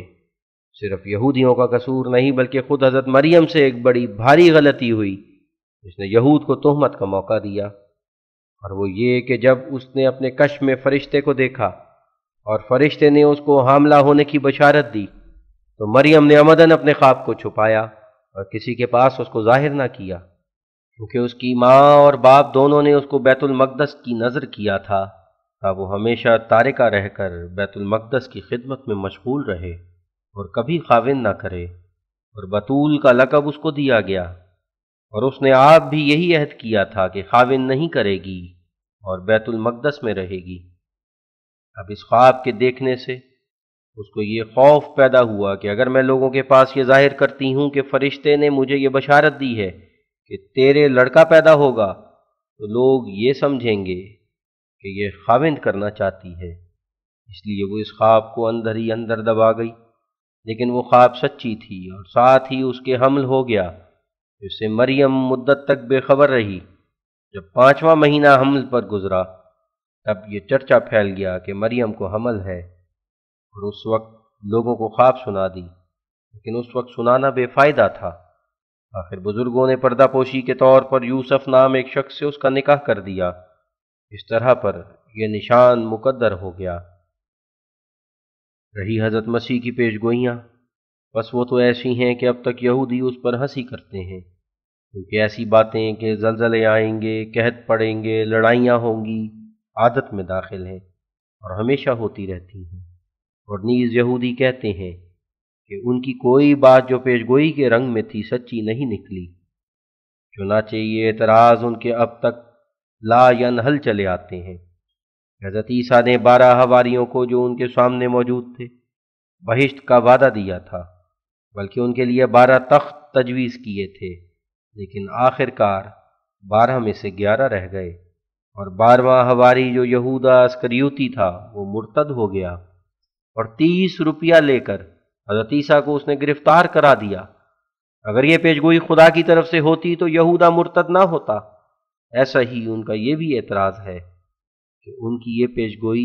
کہ ابھی اس زمانے کے لوگ زندہ ہوں گے کہ میں واپس آ جاؤں گا، یہ پیشگوئی بھی بڑی صفائی سے خطا گئی، کیونکہ 1900 برس گزر گئے اور اس زمانے کے لوگ مدت ہوئی کہ مر کھپ گئے، لیکن وہ واپس نہیں آئے۔ غرض ان تمام باتوں سے ظاہر ہے کہ مسیح ہرگز کسی بات پر قادر نہیں تھا، صرف ایک عاجز انسان تھا اور انسانی ذوف اور لا علمی اپنے اندر رکھتا تھا، اور انجیل سے ظاہر ہے کہ اس کو غیب کا علم ہرگز نہیں تھا، کیونکہ وہ ایک انجیر کے درخت کی طرف پھل کھانے گیا اور اس کو معلوم نہ ہوا کہ اس پر کوئی پھل نہیں ہے، اور وہ خود اقرار کرتا ہے کہ قیامت کی خبر مجھے معلوم نہیں۔ بس اگر وہ خدا ہوتا تو ضرور قیامت کا علم اس کو ہونا چاہیے تھا۔ اسی طرح کوئی صفت الوہیت اس میں موجود نہیں تھی، اور کوئی ایسی بات اس میں نہیں تھی کہ دوسروں میں نہ پائی جائے۔ عیسائیوں کو اقرار ہے کہ وہ مر بھی گیا، بس کیسا بدقسمت وہ فرقہ ہے جس کا خدا مر جائے۔ یہ کہنا کہ پھر وہ زندہ ہو گیا تھا کوئی تسلی کی بات نہیں۔ جس نے مر کر ثابت کر دیا کہ وہ مر بھی سکتا ہے، اس کی زندگی کا کیا اعتبار؟ اس تمام تحقیق سے ظاہر ہے کہ موجودہ مذہب عیسائیوں کا ہرگز خدا تعالیٰ کی طرف سے نہیں ہے، کیونکہ جس کو انہوں نے خدا قرار دیا ہے وہ کسی طرح خدا نہیں ہو سکتا۔ خدا پر ہرگز موت نہیں آ سکتی اور نہ وہ علم غیب سے محروم ہو سکتا ہے۔ اب ہم اسی پیمانے سے آریہ مذہب کو ناپنا چاہتے ہیں کہ آیا وہ سچے اور کامل اور واحد لا شریک خدا کو مانتے ہیں یا اس سے برگشتہ ہیں؟ بس واضح ہو کہ اول علامت خدا شناسی کی توحید ہے، یعنی خدا کو اس کی ذات میں اور صفات میں ایک ماننا اور کسی خوبی میں اس کا کوئی شریک قرار نہ دینا۔ لیکن ظاہر ہے کہ آریہ سماجی لوگ ذرے ذرے کو خدا تعالیٰ کی ازلیت کی صفت میں شریک قرار دیتے ہیں۔ حاشیہ: یہ اعتراض نہیں ہو سکتا کہ مسلمان بھی انسانی ارواح کو ابدی قرار دیتے ہیں، کیونکہ قرآن شریف یہ نہیں سکھلاتا کہ انسانی ارواح اپنی ذات کے تقاضا سے ابدی ہیں، بلکہ وہ یہ سکھلاتا ہے کہ یہ ابدیت انسانی روح کے لیے محض عطیہ الہی ہے، ورنہ انسانی روح بھی دوسرے حیوانات کی روحوں کی طرح قابل فنا ہے۔ حاشیہ ختم۔ اور جس طرح خدا تعالیٰ اپنے وجود اور ہستی میں کسی خالق کا محتاج نہیں، اسی طرح ان کے نزدیک جیو یعنی روح اور پرمانو یعنی ذرات اجسام بھی اپنے وجود اور ہستی میں کسی خالق کی طرف محتاج نہیں، بلکہ اپنی تمام قوتوں کے ساتھ قدیم اور انادی ہیں اور اپنے اپنے وجود کے آپ ہی خدا ہیں۔ اب ظاہر ہے کہ اس عقیدے کے روح سے نہ خدا کی توحید باقی رہتی ہے، نہ اس کی عظمت میں سے کچھ باقی رہ سکتا ہے، بلکہ اس صورت میں اس کی شناخت پر کوئی دلیل بھی قائم نہیں ہو سکتی، کیونکہ صانع اپنے مصنوعات سے ہی شناخت ہوتا ہے۔ بس جب کہ روحوں اور جسموں کی تمام قوتیں خود بخود اور قدیم ہیں، تو پھر خدا کے وجود پر کون سی دلیل قائم ہوئی اور عقل انسانی نے کیوں کر سمجھ لیا کہ وہ موجود ہے؟ یہ کہنا بیجا ہے کہ وہ ان ذرات کو جوڑتا ہے اور روح اور جسم کو تعلق بخشتا ہے اور اسی سے وہ پہچانا جاتا ہے، کیونکہ صرف جوڑنے سے کوئی شخص خدا نہیں کہلا سکتا۔ وجہ یہ ہے کہ اگر صرف جوڑنے سے کوئی خدا کہلا سکتا ہے تو اس صورت میں تو تمام نجار اور معمار خدا کہلا سکتے ہیں، کیونکہ جوڑنے کا کام تو انہیں بھی آتا ہے۔ دیکھو حال کے زمانے میں کیسی کیسی عمدہ صنعتیں یورپ کے صناعوں نے ایجاد کی ہیں، یہاں تک کہ مادرزاد اندھوں کے دیکھنے کے لیے بھی ایک آلہ نکالا ہے، اور آئے دن کوئی نہ کوئی نئی صنعت نکال لیتے ہیں، یہاں تک کہ ایک قسم کے مردہ جانوروں میں روح ڈالنے کا طریق بھی انہوں نے ایجاد کیا ہے، یعنی جب کوئی جانور ایسے طور سے مر جائے جو اس کے اعضائے رئیسہ کو صدمہ نہ پہنچے اور اس کی موت پر کچھ زیادہ عرصہ بھی نہ گزرے تو وہ اس کو اپنی حکمت عملی سے دوبارہ زندہ کرتے ہیں۔ وہ حقیقی طور پر وہ زندگی نہیں ہوتی، تاہم عجوبہ نمائی میں کیا شک ہے۔ امریکہ میں آج کل یہ عمل کثرت سے پھیل رہا ہے، مگر کیا ایسی صنعتوں سے وہ خدا کہلا سکتے ہیں؟ بس اصل بات یہ ہے کہ خدا کی قدرت میں جو ایک خصوصیت ہے جس سے وہ خدا کہلاتا ہے، وہ روحانی اور جسمانی قوتوں کے پیدا کرنے کی خاصیت ہے۔ مثلا جانداروں کے جسم کو جو اس نے آنکھیں عطا کی ہیں، اس کام میں اس کا اصل کمال یہ نہیں ہے کہ اس نے یہ آنکھیں بنائیں، بلکہ کمال یہ ہے کہ اس نے ذرات جسم میں پہلے سے ایک پوشیدہ طاقتیں پیدا کر رکھی تھیں جن میں بینائی کا نور پیدا ہو سکے۔ بس اگر وہ طاقتیں خود بخود ہیں تو پھر خدا کچھ بھی چیز نہیں، کیونکہ بقول شخص سے کہ گھی سوارے سالنا بڑی بہو کا نام، اس بینائی کو وہ طاقتیں پیدا کرتی ہیں، خدا کو اس میں کچھ دخل نہیں، اور اگر ذرات عالم میں وہ طاقتیں نہ ہوتیں تو خدائی بیکار رہ جاتی۔ بس ظاہر ہے کہ خدائی کا تمام مدار اس پر ہے کہ اس نے روحوں اور ذرات عالم کی تمام قوتیں خود پیدا کی ہیں اور کرتا ہے، اور خود ان میں طرح طرح کے خواص رکھے ہیں اور رکھتا ہے، بس وہی خواص جوڑنے کے وقت اپنا کرشمہ دکھلاتے ہیں۔ اور اسی وجہ سے خدا کے ساتھ کوئی موجد برابر نہیں ہو سکتا، کیونکہ گو کوئی شخص ریل کا موجد ہو یا تار کا یا فوٹوگراف کا یا پریس کا یا کسی اور صنعت کا، اس کو اقرار کرنا پڑتا ہے کہ وہ ان قوتوں کا موجد نہیں جن قوتوں کے استعمال سے وہ کسی صنعت کو تیار کرتا ہے، بلکہ یہ تمام موجد بنی بنائی قوتوں سے کام لیتے ہیں، جیسا کہ انجن چلانے میں بھاپ کی طاقتوں سے کام لیا جاتا ہے۔ بس فرق یہی ہے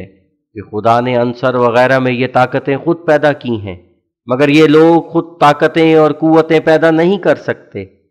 بس جب تک خدا کو ذرات عالم اور ارواح کی تمام قوتوں کا موجد نہ ٹھہرایا جائے، تب تک خدائی اس کی ہرگز ثابت نہیں ہو سکتی، اور اس صورت میں اس کا درجہ ایک معمار یا نجار یا حداد یا گلگو سے ہرگز زیادہ نہیں ہوگا۔ یہ ایک بدی ہی بات ہے جو رد کے قابل نہیں۔ بس دانش مند کو چاہیے کہ سمجھ کر جواب دے، کہ بغیر سمجھ کے جواب دینا صرف بکواس ہے۔ یہ نمونہ آریہ سماجیوں کی توحید کا ہے۔ اور پھر دوسرا امر کہ وہ اپنے پرمیشور کو قادر کس درجے تک سمجھتے ہیں خود ظاہر ہے، کیونکہ جب کہ ان کا یہ مانا ہوا اصول ہے کہ ان کا پرمیشور نہ ارواح کا خالق ہے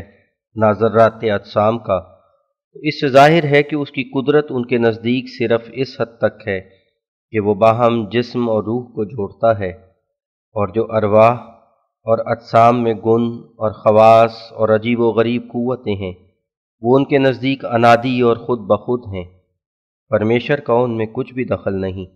اب اس سے ظاہر ہے کہ ان کے نزدیک ان کے پرمیشور کی قوت اور قدرت نجاروں اور آہنگروں وغیرہ صناعوں سے کچھ زیادہ نہیں، کیونکہ زیادتی تو تب ہو کہ وہ ان قوتوں اور گنوں اور خاصیتوں کا پیدا کرنے والا بھی ہو، اور جب کہ وہ سب خاصیتیں اور قوتیں اور گن اور طرح طرح کی طاقتیں ارواح اور ذرات اجسام میں قدیم اور انادی ہیں، جیسا کہ خود ارواح اور ذرات اجسام قدیم اور انادی ہیں، تو اس صورت میں ماننا پڑتا ہے کہ جس پرمیشور نے ان ارواح اور ذرات کو پیدا نہیں کیا، اس نے ان کی قوتوں کو بھی پیدا نہیں کیا، کیونکہ کوئی چیز اپنی قوتوں سے الگ نہیں رہ سکتی، ہر ایک چیز کی قوتیں اس کے ساتھ ہوتی ہیں، اور وہی اس کی صورت نوعیہ کو قائم رکھتی ہیں، اور جب وہ قوت اور گن باطل ہو جائے تو ساتھ ہی وہ چیز باطل ہو جاتی ہے۔ بس اگر یہ مانا جائے کہ پرمیشور نے روحوں اور ذرات عالم کو پیدا نہیں کیا، تو ساتھ ہی ماننا پڑتا ہے کہ اس نے اس کی قوتوں اور گنوں اور خاصیتوں کو بھی پیدا نہیں کیا، اور اس صورت میں بدیہی طور پر نتیجہ یہ نکلتا ہے کہ پرمیشور کی قدرت اور قوت انسانی قوت اور قدرت سے بڑھ کر نہیں، کیونکہ ہم بار بار کہتے ہیں کہ انسان سے زیادہ پرمیشور میں یہی بات ہے کہ وہ قوتوں اور گنوں اور خاصیتوں کا اپنی قدرت سے پیدا کرنے والا ہے، مگر انسان کو کیسا ہی انواع اقسام کے ایجادات میں سبقت لے جائے، مگر وہ قوتوں اور گنوں اور خاصیتوں کو اپنے مطلب کے موافق ارواح اور اجسام میں پیدا نہیں کر سکتا۔ ہاں، جو خدا کی طرف سے پہلے ہی سے قوتیں اور گن اور خاصیتیں موجود ہیں ان سے کام لیتا ہے، مگر خدا نے انسانوں میں جس مطلب کا ارادہ کیا ہے پہلے سے اس مطلب کی تکمیل کے لیے تمام قوتیں خود پیدا کر رکھی ہیں۔ مثلا انسانی روحوں میں ایک قوت عشقی موجود ہے، اور گو کوئی انسان اپنی غلطی سے دوسرے سے محبت کرے اور اپنے عشق کا محل کسی اور کو ٹھہراوے، لیکن عقل سلیم بڑی آسانی سے سمجھ سکتی ہے کہ یہ قوت عشقی اس لیے روح میں رکھی گئی ہے کہ تا وہ اپنے محبوب حقیقی سے جو اس کا خدا ہے اپنے سارے دل اور اپنی ساری طاقت اور سارے جوش سے پیار کرے۔ بس کیا ہم کہہ سکتے ہیں کہ یہ قوت عشقی جو انسانی روح میں موجود ہے، جس کی موجیں ناپیدا کنار ہیں اور جس کے کمال تموج کے وقت انسان اپنی جان سے بھی دستبردار ہونے کو تیار ہوتا ہے، یہ خود بخود روح میں قدیم سے ہے؟ ہرگز نہیں۔ اگر خدا نے انسان اور اپنی ذات میں عاشقانہ رشتہ قائم کرنے کے لیے روح میں خود قوت عشقی پیدا کر کے یہ رشتہ آپ پیدا نہیں کیا،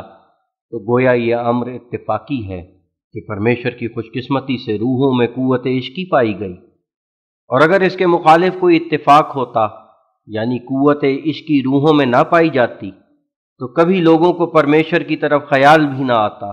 और ना परमेश्वर उसमें कोई तदबीर कर सकता, क्योंकि नीस्ती से हस्ती नहीं हो सकती। लेकिन साथ ही इस बात को भी सोचना चाहिए कि परमेश्वर का भक्ति और इबादत और नेक अमाल के लिए मुआखज़ा करना इस बात पर दलील है कि उसने खुद मोहब्बत और अताअत की क़ुव्वतें इंसान की रूह के अंदर रखी हैं। लिहाजा वो चाहता है कि इंसान जिसमें खुद उसने ये क़ुव्वतें रखी हैं उसकी मोहब्बत और अताअत में महव हो जाए, वरना परमेश्वर में ये ख्वाहिश पैदा क्यों हुई कि लोग उससे मोहब्बत करें, उसकी अताअत करें और उसकी मर्ज़ी के मुवाफ़िक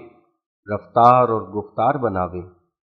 हम देखते हैं कि बाहमी कशिश के लिए किसी किस्म का इत्तेहाद ज़रूरी है।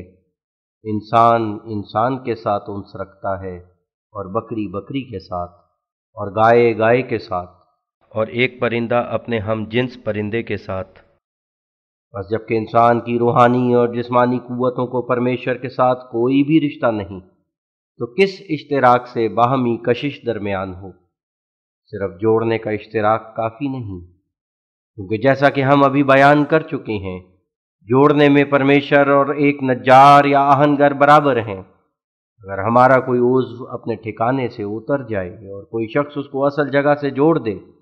या मसलन अगर किसी का नाक कट जाए और कोई शख्स जिंदा गोश्त उस नाक पर चढ़ाकर नाक को दुरुस्त कर दे, तो क्या वो उसका परमेश्वर हो जाएगा? खुदा को पहली किताबों में इख्तियारे के तौर पर पिता यानी बाप करार दिया गया है, और कुरान शरीफ में भी फरमाया है फ़ज़्कुरुल्लाह का ज़िक्रुकुम आबाअकुम, अल-बकरा 201, यानी तुम खुदा को ऐसा याद करो जैसा कि तुम अपने बापों को याद करते हो। और फरमाया अल्लाहु नूरुस समावाति वल अर्द,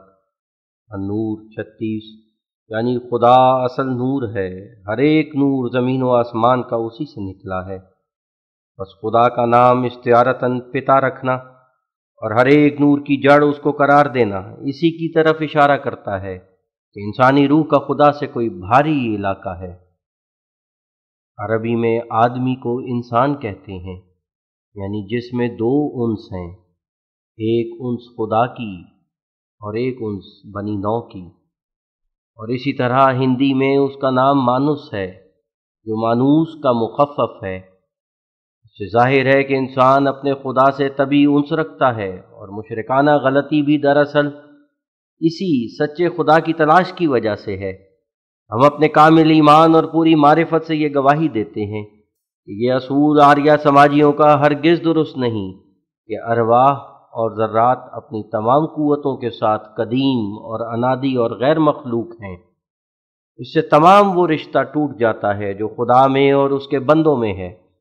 ये एक नया और मकरू मज़हब है जो पंडित दयानंद ने पेश किया है। हम नहीं जानते कि वेद से कहाँ तक इस मज़हब का ताल्लुक़ है, लेकिन हम इस पर बहस करते हैं कि यह असूल जो आर्या समाजियों ने अपने हाथ से शाये किया है, ये अक्ल सलीम के नज़दीक कामिल मारिफत और कामिल गौर और कामिल सोच के बाद हरगिज़ दुरुस्त नहीं।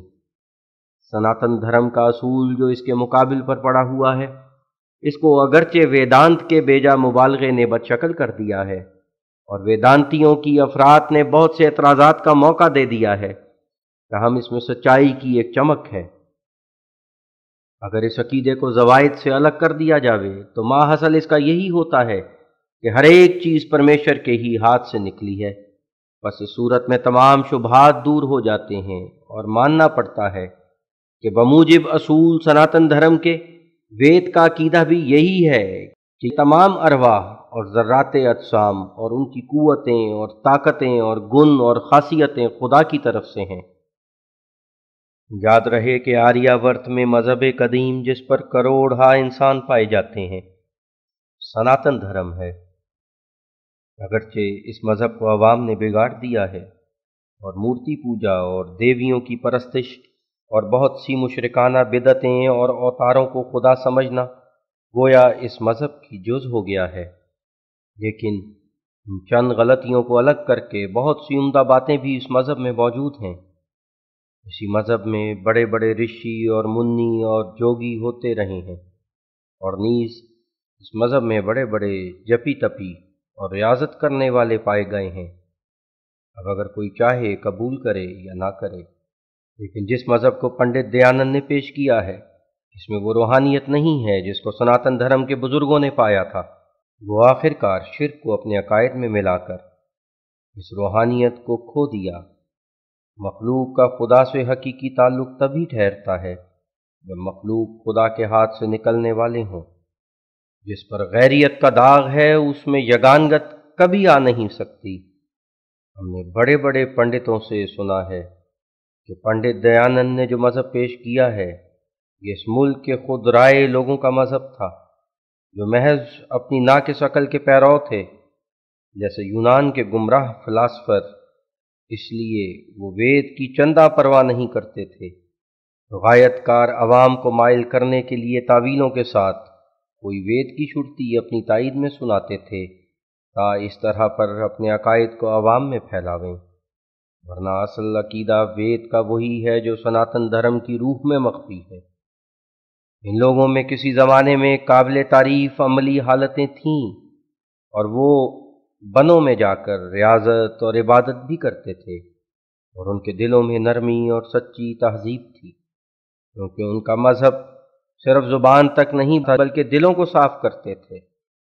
और वो परमेश्वर जिसका किताबों में उन्होंने नाम सुना था, चाहते थे कि इसी दुनिया में उसका दर्शन हो जाए, इसीलिए वो बहुत मेहनत करते थे, और उस सिद्क़ का नूर उनकी पेशानियों में ज़ाहिर था। फिर बाद इसके एक और ज़माना आया कि बुत परस्ती और देवताओं की पूजा और मूर्ति पूजा और अवतारों की पूजा, बल्कि हर एक अजीब चीज़ की पूजा सनातन धर्म का तरीक़ हो गया, और वो इस तरीक़ को भूल गए जो तरीक़ रामचंद्र और राजा कृष्ण ने इख्तियार किया था, जिन पर उनकी रास्तबाजी की वजह से खुदा ज़ाहिर हुआ। बात ये है कि जो लोग खुदा के हो जाते हैं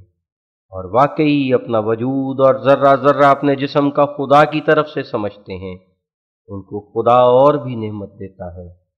और जो लोग अपनी रूह और अपने जिस्म का ज़र्रा ज़र्रा खुदा की तरफ से नहीं जानते, उनमें तकब्बुर होता है, और वो दरअसल खुदा के गहरे एहसान और उसकी कामिल परवरिश से मुनकिर होते हैं। बल्कि उनके नज़दीक जिस कदर बाप को अपने बेटे से रूहानी ताल्लुक़ है, इस कदर भी खुदा को अपने बंदे से ताल्लुक़ नहीं, क्योंकि वो मानते और कबूल करते हैं कि बेटा अपनी माँ और बाप से इस कदर रूहानी ताल्लुक़ रखता है कि उनके अखलाक से हिस्सा लेता है। मसलन जिस बेटे का बाप शुजाअत की सिफत से मौसूफ है, बेटे में भी वो सिफत किसी कदर आ जाती है,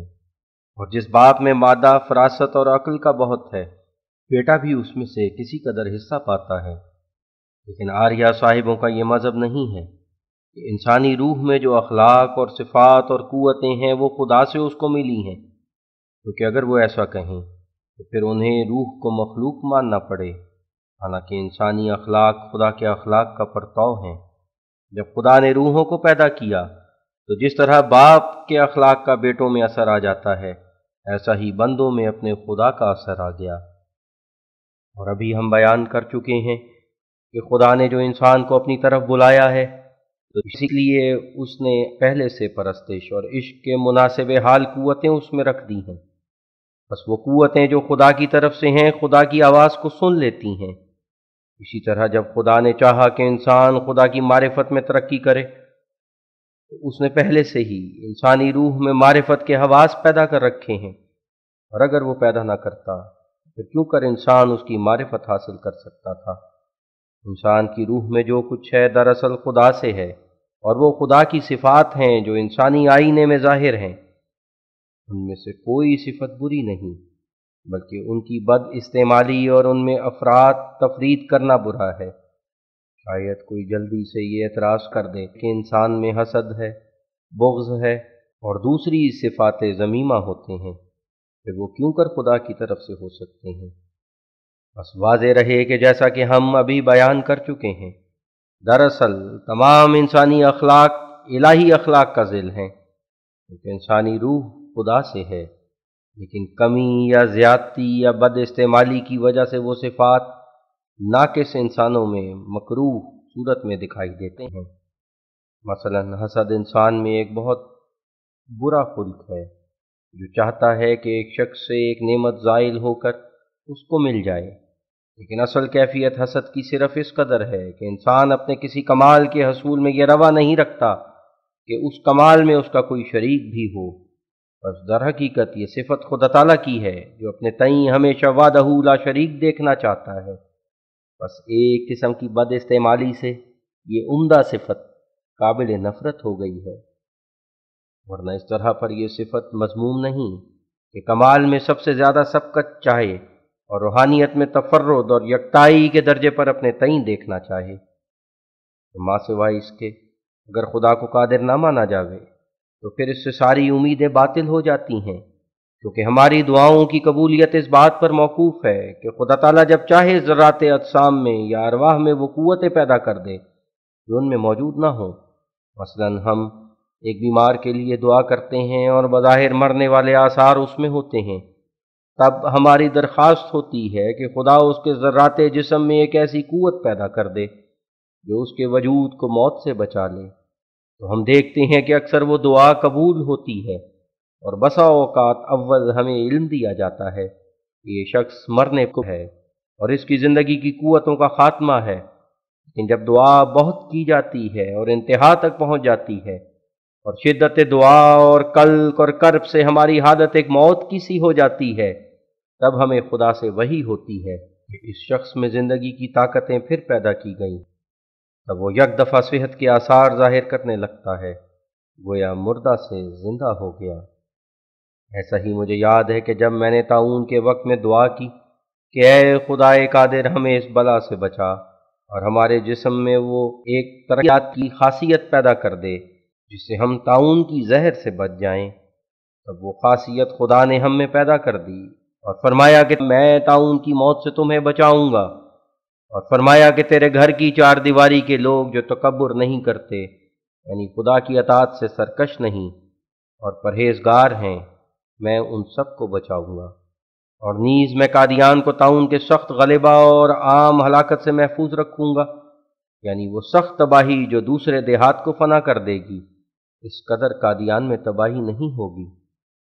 तो हमने देखा और खुदा ताला की इन तमाम बातों को मुशाहिदा किया। बस हमारा खुदा यही खुदा है जो नई नई क़ुव्वतें और गुन और ख़ासियतें ज़र्रात आलम में पैदा करता है। इससे पहले 500 बरस तक पंजाब में इस मोहलिक ताउन का पता नहीं मिलता। उस वक्त ये ज़र्रात कहाँ थे? अब जब खुदा ने पैदा किए तो पैदा हो गए, और फिर ऐसे वक्त रुखसत होंगे जब खुदा ताला उनको रुखसत करेगा। हमारा ये तरीक़ हर एक आर्या के लिए एक निशान होगा कि हमने उस कामिल खुदा से ख़बर पाकर टीका के इंसानी हीला से दस्तकशी की, और बहुत से लोग टीका कराने वाले इस जहान से गुज़र गए और हम अब तक खुदा ताला के फ़ज़ल से ज़िंदा मौजूद हैं। बस इसी तरह खुदा ताला ज़र्रात पैदा करता है जिस तरह उसने हमारे लिए हमारे जिस्म में तरक्यात की ज़र्रात पैदा कर दिए, और इसी तरह वो खुदा रूह पैदा करता है जिस तरह मुझ में उसने वो पाक रूह फूंक दी जिससे मैं ज़िंदा हो गया। हम सिर्फ इस बात के मोहताज नहीं कि वो रूह पैदा करके हमारे जिस्म को ज़िंदा करे, बल्कि ख़ुद हमारी रूह भी एक और रूह की मोहताज है जिससे वो मुर्दा रूह ज़िंदा हो। बस इन दोनों रूहों को खुदा ही पैदा करता है। जिसने इस राज को नहीं समझा वो खुदा की कुदरतों से बेखबर और खुदा से गाफिल है। अब हमने ये देखना है कि खुदा ताला के इल्म के बारे में आर्या समाजियों का क्या अकीदा है। वाज़े हो कि अक्ल सलीम इस बात की ज़रूरत समझती है कि खुदा ताला आलिमुल गैब हो और कोई ऐसा मख्फी अमर न हो जिस पर उसका इल्म मुहीत न हो। लेकिन आर्या साहिबों के अकीदे से यही लाजिम आता है कि उनका परमेश्वर अरवाह और ज़र्रात की मख्फी दर मख्फी क़ुव्वतों और ख़ासियतों का इल्म नहीं रखता, क्योंकि अभी तक उसको इसी कदर खबर है कि जो कुछ किसी इंसान या हैवान में गुन और क़ुव्वत और खूबी है वो गुज़िश्ता आमाल की वजह से है।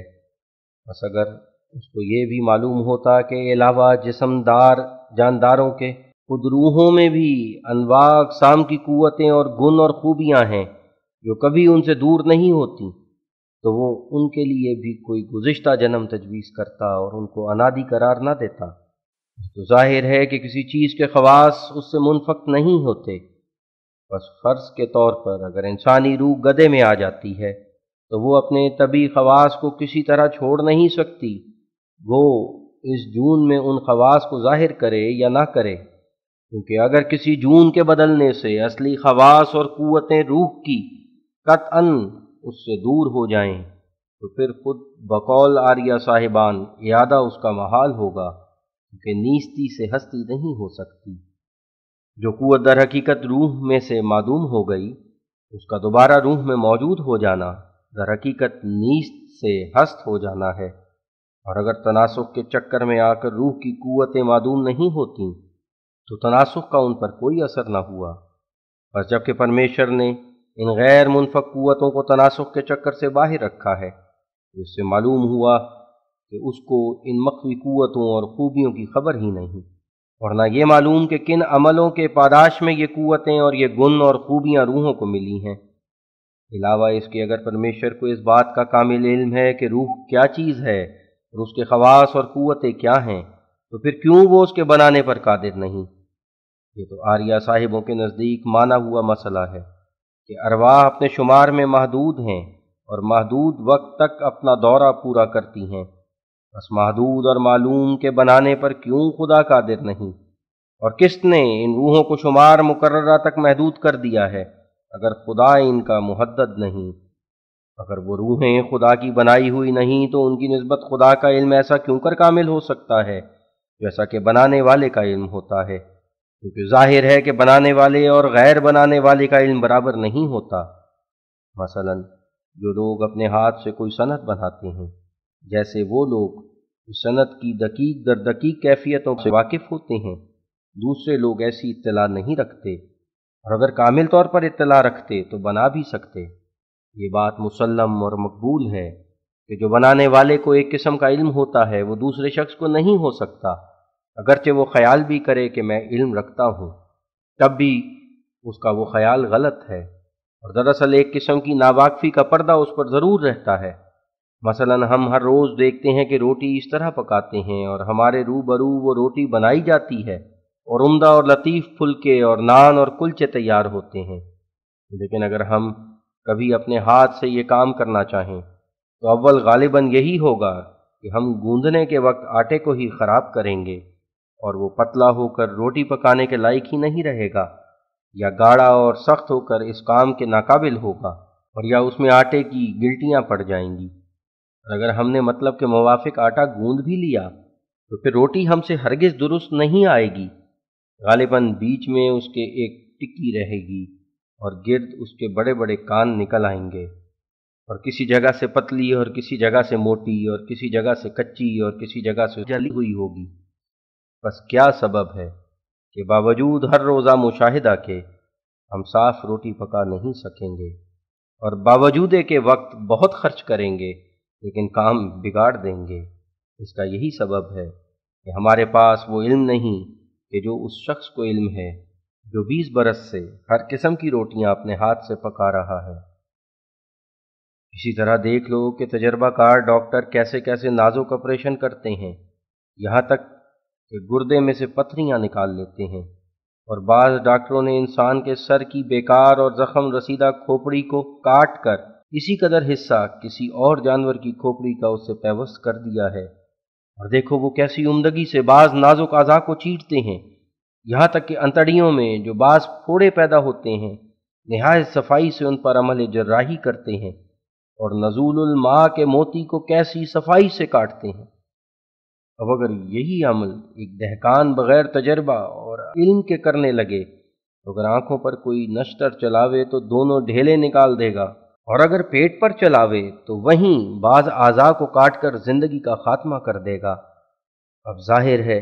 کہ اس دہقان اور ڈاکٹر میں فرق صرف علم کا ہے، کیونکہ ڈاکٹر کو کثرت تجربہ اور عملی مزاولت سے ایک قسم کا علم حاصل ہو گیا ہے جو اس دہقان کو حاصل نہیں۔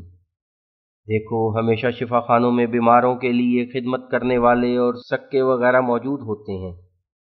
اور وہ ہمیشہ دیکھتے ہیں کہ ڈاکٹر کس کس قسم کی آپریشن کرتا ہے، لیکن اگر وہ آپ کرنے لگیں تو بے شک کسی انسان کا خون کر دیں گے۔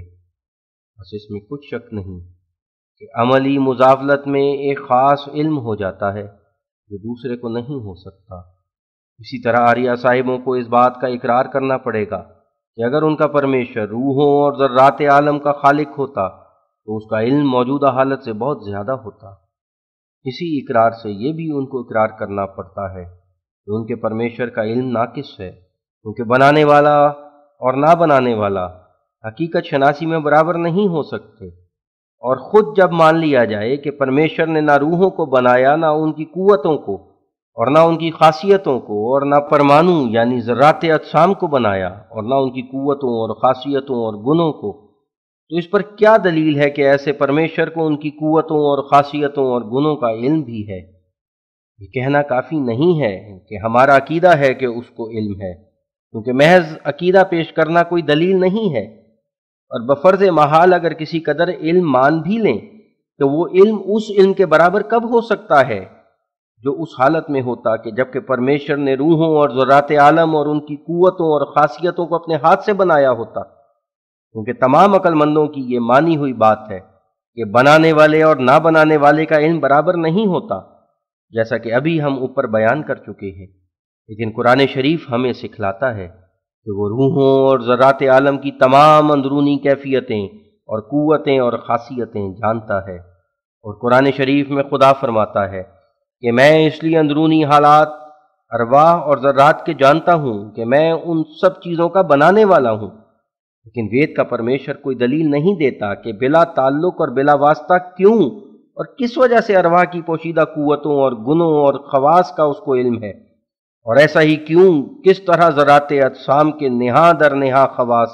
اور طاقتوں اور گنوں پر اس کو اطلاع ہے۔ پھر ماں سوائے اس کے ہم خدا تعالیٰ کے علم کا اس کی تازہ بتازہ وحی سے ہمیشہ مشاہدہ کرتے ہیں، اور ہم روز دیکھتے ہیں کہ در حقیقت خدا تعالیٰ غیب دان ہے، اور نہ صرف اسی قدر بلکہ ہم اس کی قدرت کا بھی مشاہدہ کرتے ہیں، مگر آریہ صاحبوں پر یہ دروازہ بھی بند ہے۔ اس لیے ان کے لیے اس بات پر یقین کرنے کے لیے کوئی راہ کھلی نہیں کہ ان کا پرمیشور غیب دان ہے یا قادر مطلق ہے، اور نہ وید ان کو اس درجے کے حاصل کرنے کی کوئی بشارت دیتا ہے۔ ایسا ہی آریہ صاحبان خود اقراری ہیں کہ ان کے پرمیشر کے لیے اپنے فیض الوہیت میں کمال تام حاصل نہیں، کیونکہ وہ ہمیشہ ناقص طور پر لوگوں کو مکتی خانہ میں داخل کرتا ہے، اور پھر کچھ مدت کے بعد ناکردہ گناہ مکتی خانہ سے باہر نکال لیتا ہے، کا سلسلہ تناسخ میں کچھ فرق نہ آوے۔ اس لیے اس کی سزا اور رحمت کا قاعدہ بھی خود غرضی کی آمیزش اپنے اندر رکھتا ہے، کیونکہ وہ جانتا ہے کہ اگر میں رحمت تامہ سے کام لوں اور سب کو ہمیشہ کے لیے نجات دے دوں تو سلسلہ تناسخ ہمیشہ کے لیے بند ہو جائے گا، تو پھر بعد میں بیکار بیٹھنا پڑے گا، کیونکہ جس حالت میں روحیں محدود ہیں یعنی ان کے شمار کی ایک مقدار تک حد مقرر ہے، تو اس صورت میں اگر ایک بھگت کو جو عبادت میں اپنی تمام عمر بسر کرتا ہے نجات ابدی دی جائے تو ظاہر ہے کہ جو روح نجات پا گئی وہ ہاتھ سے گئی اور تناسخ کے چکر سے آزاد ہوئی۔ بس بضرورت ایک دن ایسا آ جائے گا کہ سب روحیں ہمیشہ کے لیے نجات پا جائیں گی، اور یہ تو خود مانا ہوا مسئلہ ہے کہ پرمیشر روح پیدا کرنے پر قادر نہیں۔ بس اس صورت میں بجوز اس کے کیا نتیجہ ہو سکتا ہے کہ کسی دن تمام روحوں کے دائمی مکتی پانے کے بعد پرمیشر گری کا تمام سلسلہ معطل پڑ جائے اور تناسخ کے لیے ایک روح بھی اس کے ہاتھ میں نہ رہے۔ بس اس تمام تقریب سے ثابت ہوتا ہے کہ آریہ صاحبان کا پرمیشر جیسا کہ روحوں کے پیدا کرنے پر قادر نہیں، ایسا ہی وہ روحوں کو نجات ابدی دینے پر بھی قادر نہیں، کیونکہ اگر وہ روحوں کو نجات ابدی دے دے تو اس کا تمام سلسلہ ٹوٹتا ہے۔ اس لیے اپنی تمام عملداری کے محفوظ رکھنے کے لیے بخل کی عادت کو اس نے لازم پکڑ لیا ہے، اور اپنے راست باز پرستاروں کے ساتھ وکیلوں کی طرح کارروائی کرتا ہے، اور بار بار عزت کے بعد ان کو ذلت دیتا ہے، اور تناسخ کے چکر میں ڈال کر مکروہ در مکروہ صورتوں میں ان کو ڈالتا ہے، محض اس لیے کہ تا اس کی عملداری میں فرق نہ آوے۔ اس بات کا آریہ صاحبوں کو خود اقرار ہے کہ اس نے بارہا دنیا کے کل انسانوں کو نجات دے دی ہے، مگر پھر کچھ مدت کے بعد اس نجات خانے سے باہر نکال کر طرح طرح کی جونوں میں ان کو ڈال دیا ہے۔ اب آریہ صاحبان ناراض نہ ہوں، ہم ادب سے عرض کرتے ہیں اور جہاں تک ہمیں نرم الفاظ مل سکتے ہیں ان میں ہماری یہ گزارش ہے کہ اس عقیدے پر ایک سخت اعتراض ہوتا ہے، اور ہم امید نہیں کرتے کہ اس اعتراض کا کوئی آریہ صاحب صفائی سے جواب دے سکے، اور اگر جواب دیں تو ہم خوشی سے سنیں گے۔ اور اعتراض یہ ہے کہ جبکہ خود غرضی کی ضرورت کی وجہ سے پرمیشر کی یہ عادت ہے کہ وہ مکتی خانہ میں ہمیشہ لوگوں کو رہنے نہیں دیتا اور پھر طرح طرح کی جونوں میں ڈالتا ہے، تو ان مختلف جونوں سے ترجیح بلا مرجع لازم آئے گی، یعنی جو لوگ پرمیشر کے سچے بھگت ہو کر نجات پا چکے ہیں، اب مکتی خانہ سے باہر نکالنے کے وقت کسی کو مرد بنانا اور کسی کو عورت، اور کسی کو گائے اور کسی کو بیل، اور کسی کو کتا اور کسی کو سور، اور کسی کو بندر اور کسی کو بھیڑیا، اس میں خلاف عدالت طریق معلوم ہوتا ہے، خصوصاً جس حالت میں ہر یک مکتی پانے والا سخت امتحان کے بعد مکتی پاتا ہے اور کروڑہا برس تناسخ کے چکر میں رہ کر پھر کہیں اس مراد تک پہنچتا ہے، تو کم سے کم اس کے لیے یہ رعایت تو ہونی چاہیے تھی کہ وہ انسان بنایا جاتا۔ یہ کیا معاملہ ہے کہ اپنا پیارا بنا کر اور اپنے قرب سے شرف بخش کر پھر آخر کار اس کو کتا یا سور بنا کر مکتی خانہ سے باہر نکال دیا گیا، اور اس کے ساتھ کے اشخاص کو کتا نہ بنایا بلکہ انسان بنایا، حالانکہ مکتی پانے کے شرائط سب نے برابر پورے کر لیے تھے، پرمیشر کا کسی پر احسان نہ تھا، پھر کیا وجہ کہ مکتی خانہ سے نکال کر کسی کو انسان اور کسی کو کتا بنایا گیا؟ اس صورت میں نہ سزا عدل کے طور پر ہوئی اور نہ رحمت۔ ایک اور بات ہے جو ہماری سمجھ میں نہیں آتی، کیا کوئی شریف آریہ صاحب ہیں جو اس کو سمجھ سکتے ہیں؟ اور وہ یہ ہے کہ بموجب اس قاعدے کے جو مکتی یابوں کو ایک مدت کے بعد پھر تناسخ کے چکر میں ڈالا جاتا ہے اور طرح طرح کے جونوں کی ذلت ان کو دیکھنی پڑتی ہے، لازم آتا ہے کہ آریہ صاحبوں کا کوئی مقدس بزرگ اس ذلت سے باہر نہ ہو۔ گو ہماری یہ رائے نہیں ہے کہ ہم کسی قوم کے بزرگوں کو ذلت کے داغ کی طرف منسوب کریں، بلکہ ہماری یہ رائے ہے کہ جس شخص کو خدائے کریم اپنے فضل عظیم سے اپنی معرفت اور محبت اور اپنے پاک تعلق سے حصہ کامل بخشتا ہے اور اپنے عزت والے گروہ میں داخل کرتا ہے، پھر اس کو کبھی ذلیل نہیں کرتا، اور ممکن نہیں کہ وہ خدا تعالیٰ کے قرب کا اتنا بڑا درجہ پا کر پھر کتا یا بلا یا سور یا بندر بنایا جاوے۔ مگر آریہ صاحبوں کا یہ قاعدہ چاہتا ہے کہ ضرور مقدس لوگ ان جونوں میں آتے ہیں، خواہ وہ اوتار کہلاویں یا رشی یا منی کے درجے تک پہنچیں۔ ہم باادب دریافت کرتے ہیں کہ کیا وید کے رشی جن پر چاروں وید نازل ہوئے تھے اور راجا رام چندر اور راجا کرشن وغیرہ اوتار اس قاعدے سے مستثنیٰ ہیں یا نہیں، اور اگر مستثنیٰ ہیں تو کیا وجہ، اور اگر نہیں تو ان کو عزت سے یاد کرنا کیا معنی رکھتا ہے؟ کیا عقل سلیم اس بات کو چاہتی ہے کہ ایک کتاب کو تو عزت دی جائے اور اس کو آسمانی کتاب سمجھا جائے، مگر جس پر وہ کتاب نازل ہوئی تھی اس کی نسبت یہ اعتقاد رکھا جائے کہ وہ رذیل سے رذیل جونوں میں چکر کھاتا پھرتا ہے؟ غرض جو لوگ خدا تعالیٰ کی جناب میں ایک مرتبہ عزت پا گئے پھر ان کو تناسخ کے چکر میں ڈالنا اور کتے بلے سور بنانا، یہ اس قدوس خدا کا فعل نہیں ہے جو پاک بنا کر پھر پلید بنانا نہیں چاہتا، ورنہ اس صورت میں آریہ سماجیوں کا کوئی بزرگ بھی یقینی طور پر قابل تعریف نہیں ٹھہرتا، کیونکہ کیا معلوم کہ اب وہ کس جون میں ہے۔ غرض اس عقیدے کے روح سے آریہ صاحبوں کا پرمیشر نہ صرف بخیلی کی صفت مذمومہ سے موسوم ہوتا ہے بلکہ سخت دل اور ظالم اور کینہ ور بھی ٹھہرتا ہے کہ جن لوگوں نے اس کے ساتھ سچے دل سے محبت کی اور اس کی راہ میں فدا ہوئے اور اس کو ہمیشہ کے لیے اختیار کیا، وہ ان کو بھی مکتی خانے سے نکال کر اسی وقت یا کچھ دن بعد بندر اور سور بنا دیتا ہے۔ ایسے پرمیشر سے کون سی نیکی کی امید ہو سکتی ہے؟ چاہیے کہ آریہ صاحبان اس مضمون کو غور سے مطالعہ کریں اور محض جوش اور غضب سے جواب نہ دیں، بلکہ اول بات کو سمجھ لیں پھر کوئی کلمہ منہ پر لاویں۔ آریہ سماجیوں کا یہ دعویٰ ہے کہ وید میں عناصر پرستی اور ستارہ پرستی کی تعلیم نہیں ہے، اور اس میں محض خدائے واحد لا شریک کی پرستش کی تعلیم ہے، لیکن ان کے مقابل پر قدیم مذہب سناتن دھرم کا ہے جو تمام آریہ ورت میں پھیلا ہوا ہے، जिसके करोड़ बाशिंदे इस मुल्क में मौजूद हैं और सदहा पंडित जा बजा पाए जाते हैं। उनका ये बयान है कि ज़रूर अनासिर परस्ती की तालीमें वेद में पाई जाती हैं और बिलाशुबा वेद यही हिदायत करता है कि तुम आग की परस्तिश करो, हवा की परस्तिश करो, पानी की परस्तिश करो, ज़मीन की परस्तिश करो, सूरज की परस्तिश करो, चांद की परस्तिश करो। और इसी वजह से आर्यावर्त में कदीम से इन चीज़ों के परस्तार पाए जाते हैं। चुनाचे गंगा की परस्तिश करने वाले और कांगड़ा में ज्वालामुखी की आग की परस्तिश करने वाले और सूरज के आगे हाथ जोड़ने वाले अब तक जा बजा इन परस्तिशों में मशगूल हैं और ये सब लोग वेद की पाबंदी का दावा करते हैं। और कता नज़र इसके जबकि हम खुद भी ईमान और इंसाफ की रूह से इन वेदों पर गौर करते हैं जो उर्दू और अंग्रेज़ी में तर्जुमा होकर शाये किए गए हैं, तो सदहा शुर्तियों पर नज़र डालकर ज़रूर हमें मानना पड़ता है कि बिलाशुबा इन वेदों में आग और हवा और सूरज और चांद वगैरह से दुआएं मांगी गई हैं और मुरादों के पाने के लिए उनसे मदद तलब की गई है। चुनाचे हम चंद शुर्तियाँ ऋग्वेद की इस जगह महज नमूने के तौर पर लिखते हैं और यह हिस्सा वेद का तर्जुमा होकर संस्कृत पुस्तक से दोबारा मुकाबला किया गया है और पंडितों की शहादतों के साथ इसकी सेहत की इत्मीनान दिलाई गई है और यूनिवर्सिटी में पढ़ाने के लिए कबूल किया गया है। और वो शुर्तियाँ ये हैं, मैं अग्नि देवता की जो होम का बड़ा गर्व कारकुन और देवताओं को नज़रें पहुँचाने वाला और बड़े सरवत वाला है, महिमा करता हूँ।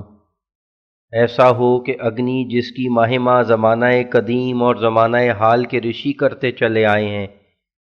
देवताओं को इस तरफ मुतवज्जे करे। ए अग्नि जो कि दो लकड़ियों के रगड़ने से पैदा हुई है, इस पाक कटे हुए कशा पर देवताओं को ला। तू हमारी जानिब से उनका बुलाने वाला है और तेरी परस्तिश होती है। ए अग्नि आज हमारी खुश जायका कुर्बानी देवताओं को उनके खाने के वास्ते पेश कर। ए अग्नि वायु सूरज वगैरह देवताओं को हमारी नज़र पेश कर। ए बेऐब अग्नि तू मिन जुमला और देवताओं के एक होशियार देवता है जो अपने वालिदैन के पास रहता है और हमें औलाद अता करता है। तमाम दौलतों का तू ही बख्शने वाला है। ए अग्नि सुर्ख घोड़ों के सवामी हमारी उस तुझ से प्रसन्न हो। 33 देवताओं को यहाँ ला। ए अग्नि जैसा कि तू है, लोग अपने घरों में तुझे महफूज जगह में रोशन करते हैं। ए आकिल अग्नि तू निपापत है, यानी अपने जिस्म का आग जलाने वाला है। आज हमारी खुश जायका कुर्बानी देवताओं को उनके खाने के लिए पेश कर। ए इंदर ए वायु ये अर्घ तुम्हारे वास्ते छिड़का गया है, हमारे वास्ते खाना लेकर इधर आओ। ए इंदर कोशिका ऋषि के पुत्र जल्द आ और मुझ ऋषि को मालदार कर दे। हाशिया तमाम पुराणों के शजरे में लिखा है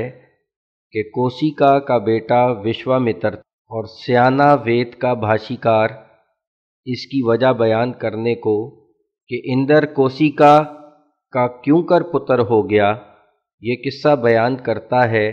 जो कि वेद के ततिम्मा अनुक्रामितिका में दर्ज है कि कोशिका अशरातहा के पुत्र ने ये दिल में ख्वाहिश करके कि इंदर की तवज्जो से मेरा बेटा हो तब जब इख्तियार किया था, जिस तब के बदले में खुद इंदर ने ही उसके घर जन्म ले लिया और आप ही उसका बेटा बन गया। हाशिया ख़त्म। ए सूरज और चांद हमारे यक को कामयाब करो और हमारी कुव्वत ज़्यादा करो। तुम बहुत आदमियों के फ़ायदे के लिए पैदा हुए हो, बहुतों को तुम्हारा ही आसरा है। गौर करने का मकाम है कि एक तरफ इस शुर्ती में इकरार है कि सूरज और चांद दोनों मखलूक और पैदाशुदा हैं और फिर इनसे मुरादें भी मांगी गई हैं। سورج کے نکلنے پر ستارے اور رات چوروں کی طرح بھاگ جاتے ہیں۔ ہم سورج کے پاس جاتے ہیں جو دیوتاؤں کے بیچ نہایت عمدہ دیوتا ہے۔ اے چاند ہمیں تہمت سے بچا، گناہ سے محفوظ رکھ، ہمارے توکل سے خوش ہو کر ہمارا دوست ہو جا، ایسا ہو کہ تیری قوت زیادہ ہو۔ اے چاند تو دولت کو بخشنے والا ہے اور مشکلوں سے نجات دینے والا، ہمارے مکان پر دلیر بہادروں کے ہمراہ آ۔ اے چاند اور اگنی تم مرتبے میں برابر ہو، ہماری تعریفوں کو آپس میں بانٹ لو کہ تم ہمیشہ دیوتاؤں کے سردار رہے ہو۔ میں جل دیوتا کو جس میں ہمارے مویشی پانی پیتے ہیں بلاتا ہوں۔ اے دھرتی دیوتا ایسا ہو کہ تو بہت وسیع ہو جائے، تجھ پر کانٹے نہ رہیں اور تو ہمارے رہنے کی جگہ ہو جائے اور ہمیں بڑی خوشی دے۔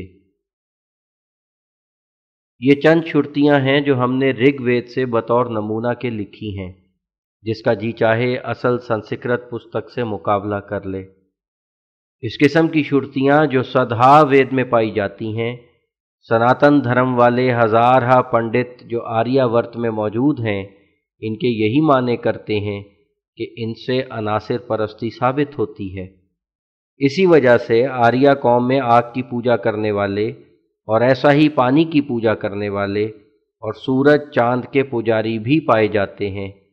اور ان معنوں پر صرف انہی کی گواہی نہیں بلکہ برہمو مذہب کے سدھا محقق بھی، جنہوں نے بڑی محنت سے سنسکرت میں چاروں وید پڑھے تھے، آج تک گواہی دیتے آئے ہیں۔ اب غور کا مقام ہے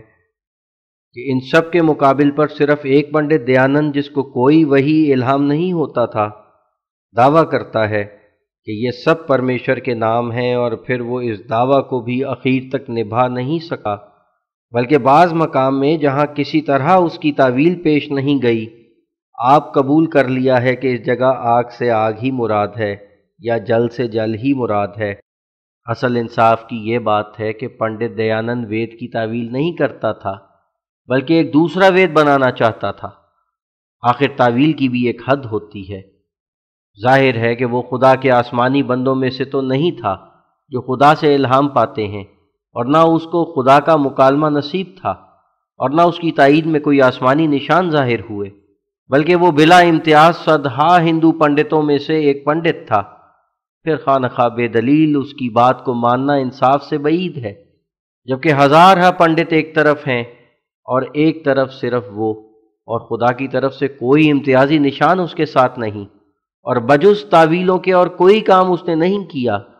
تو کیوں بغیر تحقیق کے خواہ اس کی بات مان لی جائے؟ یہ صرف مسلمانوں کا الزام نہیں